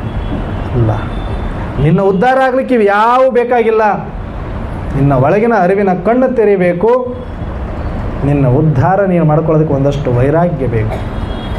ಅದಕ್ಕೆ ಅಲ್ಲಮ ಪ್ರಭುವಿನ ನಿಷ್ಠೂರತೆ, ಬಸವಣ್ಣನವರ ಭಕ್ತಿ, ಅಕ್ಕ ಮಹಾದೇವಿಯ ವೈರಾಗ್ಯ, ಚನ್ನಬಸವಣ್ಣನಲ್ಲಿ ಜ್ಞಾನ. ಚನ್ನಬಸವಣ್ಣನಲ್ಲಿ ಎಂಥ ಜ್ಞಾನ, ಅವಿರಳ ಜ್ಞಾನಿ ಅಂತ ಕರಿತೀವಿ. ಅಂದರೆ ಸಂಪೂರ್ಣ ಜ್ಞಾನಿ ಆತ. ಬಸವಣ್ಣನಿಗೆ ಬರಲಿಲ್ಲ ಆ ಹೆಸರು, ಯಾರಿಗೆ ಬಂತು? ಚನ್ನಬಸವಣ್ಣನಿಗೆ. ಎಷ್ಟು ತಾಕತ್ತಿರಬೇಡ ಪುಣ್ಯಾತ್ಮನಿಗೆ. ಒಂದು ಸಲ ಬಸವಣ್ಣನವರು ಈ ಪ್ರಸಂಗ ಬರುತ್ತೆ, 196,000 ಜನ ಜಂಗಮನನ್ನು ದಾಸೋಹಕ್ಕೆ ಸೇರಿಸಬೇಕು ಅಂತ ಅಂದ್ಕೊಂಡಿದ್ದೆ, ಆಗ್ತಿಲ್ವಲ್ಲ ಅಂತ ಒಂದು ಸಲ ಸ್ವಲ್ಪ ಯೋಚನೆ ಮಾಡ್ತಾ ಕೂತಿರ್ತಾರೆ ಬಸವಣ್ಣನವರು. ಆಗ ಚನ್ನಬಸವಣ್ಣನವರು ಬರ್ತಾರೆ, ಅಪ್ಪ ಬಸವಣ್ಣ, ನಿನ್ನ ಮುಖ ಹಿಂಗ ಯಾವಾಗಲೂ ಒಳಿಬೇಕದು, ಯಾವಾಗಲೂ ಅದರಿಂದ ಬೆಳಕಿನ ಕಿರಣಗಳೇ ಬರಬೇಕು, ನೀನು ಈ ರೀತಿ ಕೂತ್ಕೊಳ್ಳೋದ? ಅಷ್ಟು ಸೂಕ್ಷ್ಮವಾಗಿ ಗೊತ್ತಾಗಿತ್ತು ಚನ್ನಬಸವಣ್ಣನಿಗೆ. ಯಾರು ಬೇರೆ ಯಾರೋ ಕೂತಿದ್ದಲ್ಲ, ಬಸವಣ್ಣ ಸ್ವಲ್ಪ ವಿಚಾರದಲ್ಲಿ ಮುಳುಗಿರೋದು. ನೀನು ವಿಚಾರ ಮಾಡೋದಾ? ಇಲ್ಲಪ್ಪ, ಅವಿರಳ ಜ್ಞಾನಿ ಚನ್ನಬಸವಣ್ಣ, ನಾನು ಯೋಚನೆ ನನಗಾಗಿ ಮಾಡ್ತಾ ಇಲ್ಲ. ಹೌದು, ನಿಮಗಾಗಿ ನೀವೆಂದೂ ಮಾಡೋದು ಇಲ್ಲ, ಅದು ನನಗೂ ಗೊತ್ತು. ಆದರೆ ಯಾವ ಯೋಚನೆ? ಯಾವ ಯೋಚನೆ ಅಂದರೆ 196,000 ಗಣಗಳನ್ನು ಸೇರಿಸಬೇಕು, ಜಂಗಮರನ್ನು ಸೇರಿಸಬೇಕು. 190,000 ಆಗಿದ್ದಾರೆ, ಇನ್ನು 6,000 ಗಣಗಳು ಎಲ್ಲಿದ್ದಾರೆ, ಜಂಗಮರು ಎಲ್ಲಿದ್ದಾರೆ ನನಗೆ ಗೊತ್ತಾಗ್ತಾ ಇಲ್ಲ. ಅವ್ರನ್ನ ಸೇರಿಸೋದು ಹೆಂಗೆ ಅಂತ ಭಾಳ ವಿಚಾರ ನಡೆಸಿನಿ, ಆದರೆ ನನಗಿನ್ನೂ ಅದಕ್ಕೆ ಉತ್ತರ ಸಿಕ್ಕಿಲ್ಲ. ಆಗ ಒಂದು ಸೆಕೆಂಡಿನಲ್ಲಿ ಪ್ರತ್ಯುತ್ತರ ಬರುತ್ತೆ ಚನ್ನಬಸವಣ್ಣನಿಗೆ. ಇಷ್ಟಕ್ಕೆಲ್ಲ ಯಾಕೆ ಯೋಚನೆ ಮಾಡ್ತೀಯಪ್ಪ? ಬರೀ 6,000 ಜನ ಗಣಗಳು ತಾನೇ, ಹೋಗು ಕಾಸಿಗೆ ಅಂತ ಹೇಳ್ತಾರೆ. ಇದಾರ 6,000 ಜನ ಅಲ್ಲಿ, ಕರ್ಕೊಂಡು ಬಾ ಅಂತಾರೆ. ಎಷ್ಟು ದೂರ ದೃಷ್ಟಿ ಇರಬೇಡ, ಎಷ್ಟು ಸೂಕ್ಷ್ಮ ದೃಷ್ಟಿ ಇರಬೇಡ ಆತನಲ್ಲಿ. ಬಸವಣ್ಣನವರಿಗೆ ಮಾರ್ಗದರ್ಶನ ಮಾಡುವಷ್ಟರ ಮಟ್ಟಿಗೆ ಜ್ಞಾನದಲ್ಲಿ ತುಟ್ಟ ತುದಿ ಏರಿದ್ರು ಅಂದರೆ ಅದಕ್ಕೆ ಅವ್ರನ್ನ ಅವಿರಳ ಚನ್ನಬಸವಣ್ಣ ಅಂತ ಕರೀತಾರೆ. ಅಂದರೆ ಆ ಸೂಕ್ಷ್ಮ ದೃಷ್ಟಿ ಪರಿಪಕ್ವಗೊಂಡಿದ್ದು. ಹಾಗಂತ ಬಸವಣ್ಣ ಕಡಿಮೆ, ಚನ್ನಬಸವಣ್ಣ ಶ್ರೇಷ್ಠ ಅಂತಲ್ಲ. ಒಬ್ಬೊಬ್ಬರದು ಒಂದೊಂದು ಕ್ವಾಲಿಟಿಯನ್ನು ಪ್ರೆಸೆಂಟ್ ಮಾಡಬೇಕಾಗಿತ್ತು ಅನುಭವ ಮಂಟಪ. ಹಾಗಾಗಿ ಬಸವಣ್ಣನನ್ನು ಒಂದರಲ್ಲಿ ಸೀಮಿತ ಮಾಡಿದ್ವಿ ಅಷ್ಟೇ ನಾವು. ಎಲ್ಲ ಬಸವಣ್ಣ ಹೌದು ನಿಜ, ಆದರೆ ಅವರೆಲ್ಲರೂ ಕೂಡ ಬೆಳಗಬೇಕು ಅಂತಂದಾಗ ಒಂದು ದೊಡ್ಡ ಲೈಟ್ ಹಾಕಿ ಒಂದು 10 ಸಣ್ಣ ಬಲ್ಪುಗಳು ಹಾಕ್ಬಿಟ್ಟಿವಿ ಅಂತಂದರೆ ಆ 10 ಲೈಟ್ ಇದ್ದರೂ ಕೂಡ ಕಾಣಿಸೋದಿಲ್ಲ. ಆದರೆ ಅವಾಗವಾಗ ಆ ದೊಡ್ಡ ಲೈಟನ್ನು ಆರಿಸಿದಾಗ ಮಾತ್ರ ಸಣ್ಣ ಲೈಟ್ಗಳು ಚೆಂದ ಕಾಣ್ತವೆ. ಹೆಂಗೋ ಹಾಗೆ ಬಸವಣ್ಣ ಎಲ್ಲ ಇದ್ದರೂ ಕೂಡ ಏನೂ ಇಲ್ಲದಂತೆ ಸುಮ್ಮನೆ ಹಿಂದೆ ಯಾಕೆ ಇರ್ತಿದ್ರು ಅಂದರೆ ಇವರೆಲ್ಲರನ್ನ ಜಗತ್ತಿಗೆ ತೋರಿಸಬೇಕಾಗಿತ್ತು ಬಸವಣ್ಣ. ಹಾಗೆ ನಾವು ಕೂಡ, ನಾವು ಸಣ್ಣವರಾಗಿರ್ಬೋದು, ವಯಸ್ಸಲ್ಲಿ ಸಣ್ಣವರು, ಅನುಭವದಲ್ಲಿ ಸಣ್ಣವರು, ಅಥವಾ ನೀವು ಭಾಳ ಕಡಿಮೆ ಓದಿದ್ದೀರಿ ಅಂತ ಅಂದ್ಕೊಂಡಿರ್ಬೋದು, ಅಥವಾ ನಾವು ಮನೆಯಲ್ಲಿರೋರು ಅಥವಾ ಬ್ಯುಸಿಯಾಗಿರೋರು ಅಂದ್ಕೊಂಡಿರ್ಬೋದು. ಜ್ಞಾನ ಯಾರ ಸೊತ್ತು ಅಲ್ಲ ಅಂತ ಹೇಳ್ತಾರೆ. ನಮ್ಮ ಜೀವನದಲ್ಲೂ ಕೂಡ ಚನ್ನಬಸವಣ್ಣನಂಥ ಸೂಕ್ಷ್ಮ ಮತಿ ಬೇಕಾಗ್ತದೆ ಸ್ವಲ್ಪ. ಅದಕ್ಕಾಗಿ ಒಂದಷ್ಟು ಅದೇ ಚಿಂತನೆಯಲ್ಲಿ ನಾವು ಮುಳುಗಬೇಕಾಗ್ತದೆ. ಅದಕ್ಕೆ ಅಲ್ಲಮಪ್ರಭುಗಳ ನಿಷ್ಠೂರತೆ, ಭಕ್ತಿ ಭಂಡಾರಿ ಬಸವಣ್ಣನ ಭಕ್ತಿ, ಅಕ್ಕ ಮಹಾದೇವಿಯ ವೈರಾಗ್ಯ, ಚನ್ನಬಸವಣ್ಣನ ಜ್ಞಾನ. ಇನ್ನು ಗಂಗಾಂಬಿಕಾ ನೀಲಾಂಬಿಕಾ ಇವರಿಬ್ಬರಲ್ಲಿ ಏನು ನೋಡಿರಿ? ಏನಿತ್ತು ಅವರಲ್ಲಿ? ಸಮರ್ಪಣಾ ಭಾವ. ಸ್ವಾರ್ಥಕ್ಕಾಗಿ ಅವರ ಜೀವನ ಎಂದೂ ಇರಲಿಲ್ಲ, ಬರೀ ಸೇವಾರ್ಥವಾಗಿತ್ತು ಅವ್ರ ಜೀವನ. ಇಚ್ಛೆಪಟ್ಟು ಬಸವಣ್ಣನ ಮಾಡಿಕೊಂಡಿದ್ದಷ್ಟೇ ಬಿಟ್ಟರೆ, ಮಾಡಿಕೊಂಡ ಮೇಲೆ ಯಾರಿಚ್ಛೆಗಾಗಿ ಬದುಕಿದ್ರು ಅವರು?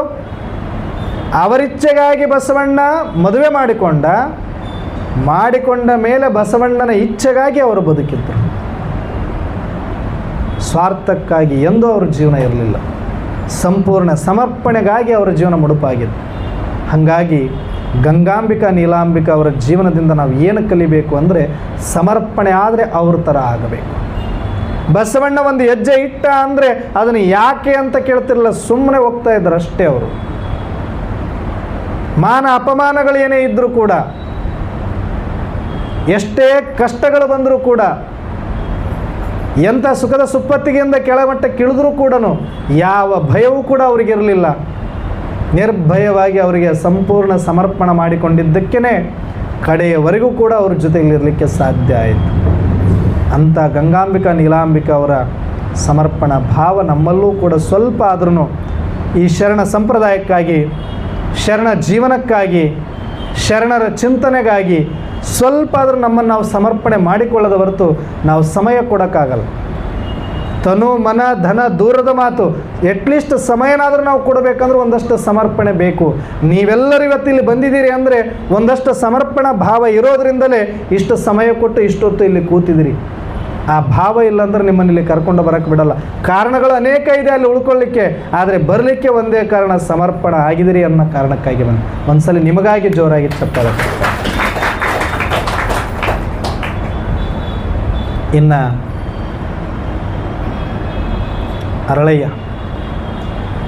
ಅರಳಯ್ಯನಲ್ಲಿ ಏನಿತ್ತು?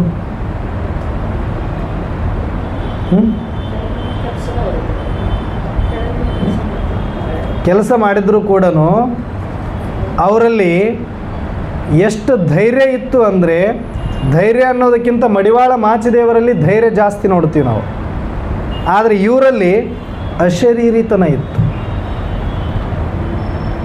ಸುಮ್ಮನೆ ನಮಗೆ ಒಂದೊಂದು ಎಕ್ಸಾಂಪಲ್ ಕೊಟ್ಟಿಲ್ಲ ಅವರು. ಯಾವ್ಯಾವ ಶರಣ ಯಾವ್ಯಾವ ಮಟ್ಟಕ್ಕೆ ಮುಟ್ಟಿದಾರ ಅನ್ನೋದನ್ನು ತೋರಿಸಲಿಕ್ಕೆ ಆ ಸಂದರ್ಭಗಳು ಬಂದಿದ್ದಾವೆ ಹೊರತಾಗಿ ನಮಗೆ ಇತಿಹಾಸಕ್ಕಾಗಿ ಸಂದರ್ಭಗಳು ಯಾರು ಬರೆದಿದ್ದಲ್ಲ. ಅದು ಸುಮ್ಮನೆ ಏನೋ ಅವತ್ತು ಉದ್ಭವ ಆಗಿದ್ದಲ್ಲ. ಅದು ಒಬ್ಬೊಬ್ಬ ಶರಣ ಏನು ಸಾಧಿಸಿದಾನೆ ಅನ್ನೋದು ಜಗತ್ತಿಗೆ ತೋರಿಸೋದಕ್ಕಾಗಿ ನಡೆದಿರುವ ಸಂದರ್ಭಗಳು.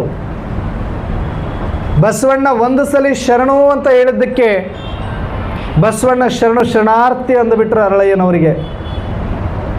ಅರಳಯ್ಯ ಒಂದು ಸಲ ಶರಣು ಅಂದಿದ್ದಕ್ಕೆ ಬಸವಣ್ಣನವರಿಗೆ ಶರಣಾರ್ಥಿ ಅಂದಿದ್ದು ಏನು ದೊಡ್ಡ ಪ್ರಸಂಗನ ಇದು? ಬೇಕಾದಷ್ಟು ಜನಗಳಿಗೆ ಹೇಳಿರ್ತಾರೆ ಬಸವಣ್ಣನವರು. ಆದರೆ ಅರಳಯ್ಯ ಯಾಕೆ ತಗೊಂಡ ಅಷ್ಟು? ಯಾಕಷ್ಟು ಪಶ್ಚಾತ್ತಾಪ ಪಟ್ಟ? ಅರಳಯ್ಯಕ್ಕಿಂತ ಅರಳಯ್ಯನ ಹೆಂಡತಿ ಯಾರು? ಅರಳಯ್ಯನ ಹೆಂಡತಿ ಯಾರು? ಕಲ್ಯಾಣಮ್ಮ. ಅರಳಯ್ಯ ಪೂರ್ತಿಯಾಗಿ ಮುಖ ಮುಚ್ಚಿಕೊಂಡು ಒಂದು ಥರ ಒಳಗಡೆ ಗದ್ಗದಿತನಾಗಿ, ಎಂದೂ ಕೂಡ ಶರಣರು ಕಣ್ಣೀರು ಹಾಕಿದವರಲ್ಲ, ಅವತ್ತು ಧಾರಾಕಾರವಾಗಿ ಕಣ್ಣೀರು ಸುರಿತಾ ಇರುತ್ತೆ, ಮೈಯೆಲ್ಲ ನಡುಗ್ತಾ ಇರುತ್ತೆ. ಆಗ ನೋಡ್ತಾ ಯಾಕೆ ಬರಲಿಲ್ಲ ಇನ್ನೂ ಶರಣರು ಅಂತ ಹುಡುಕೊಂಡು ಕಲ್ಯಾಣಮ್ಮ ಬರ್ತಾಳೆ. ಏನಾಯಿತು ನಿಮಗೆ, ಯಾಕೆ ಕಣ್ಣೀರು ಅಂತಾರೆ.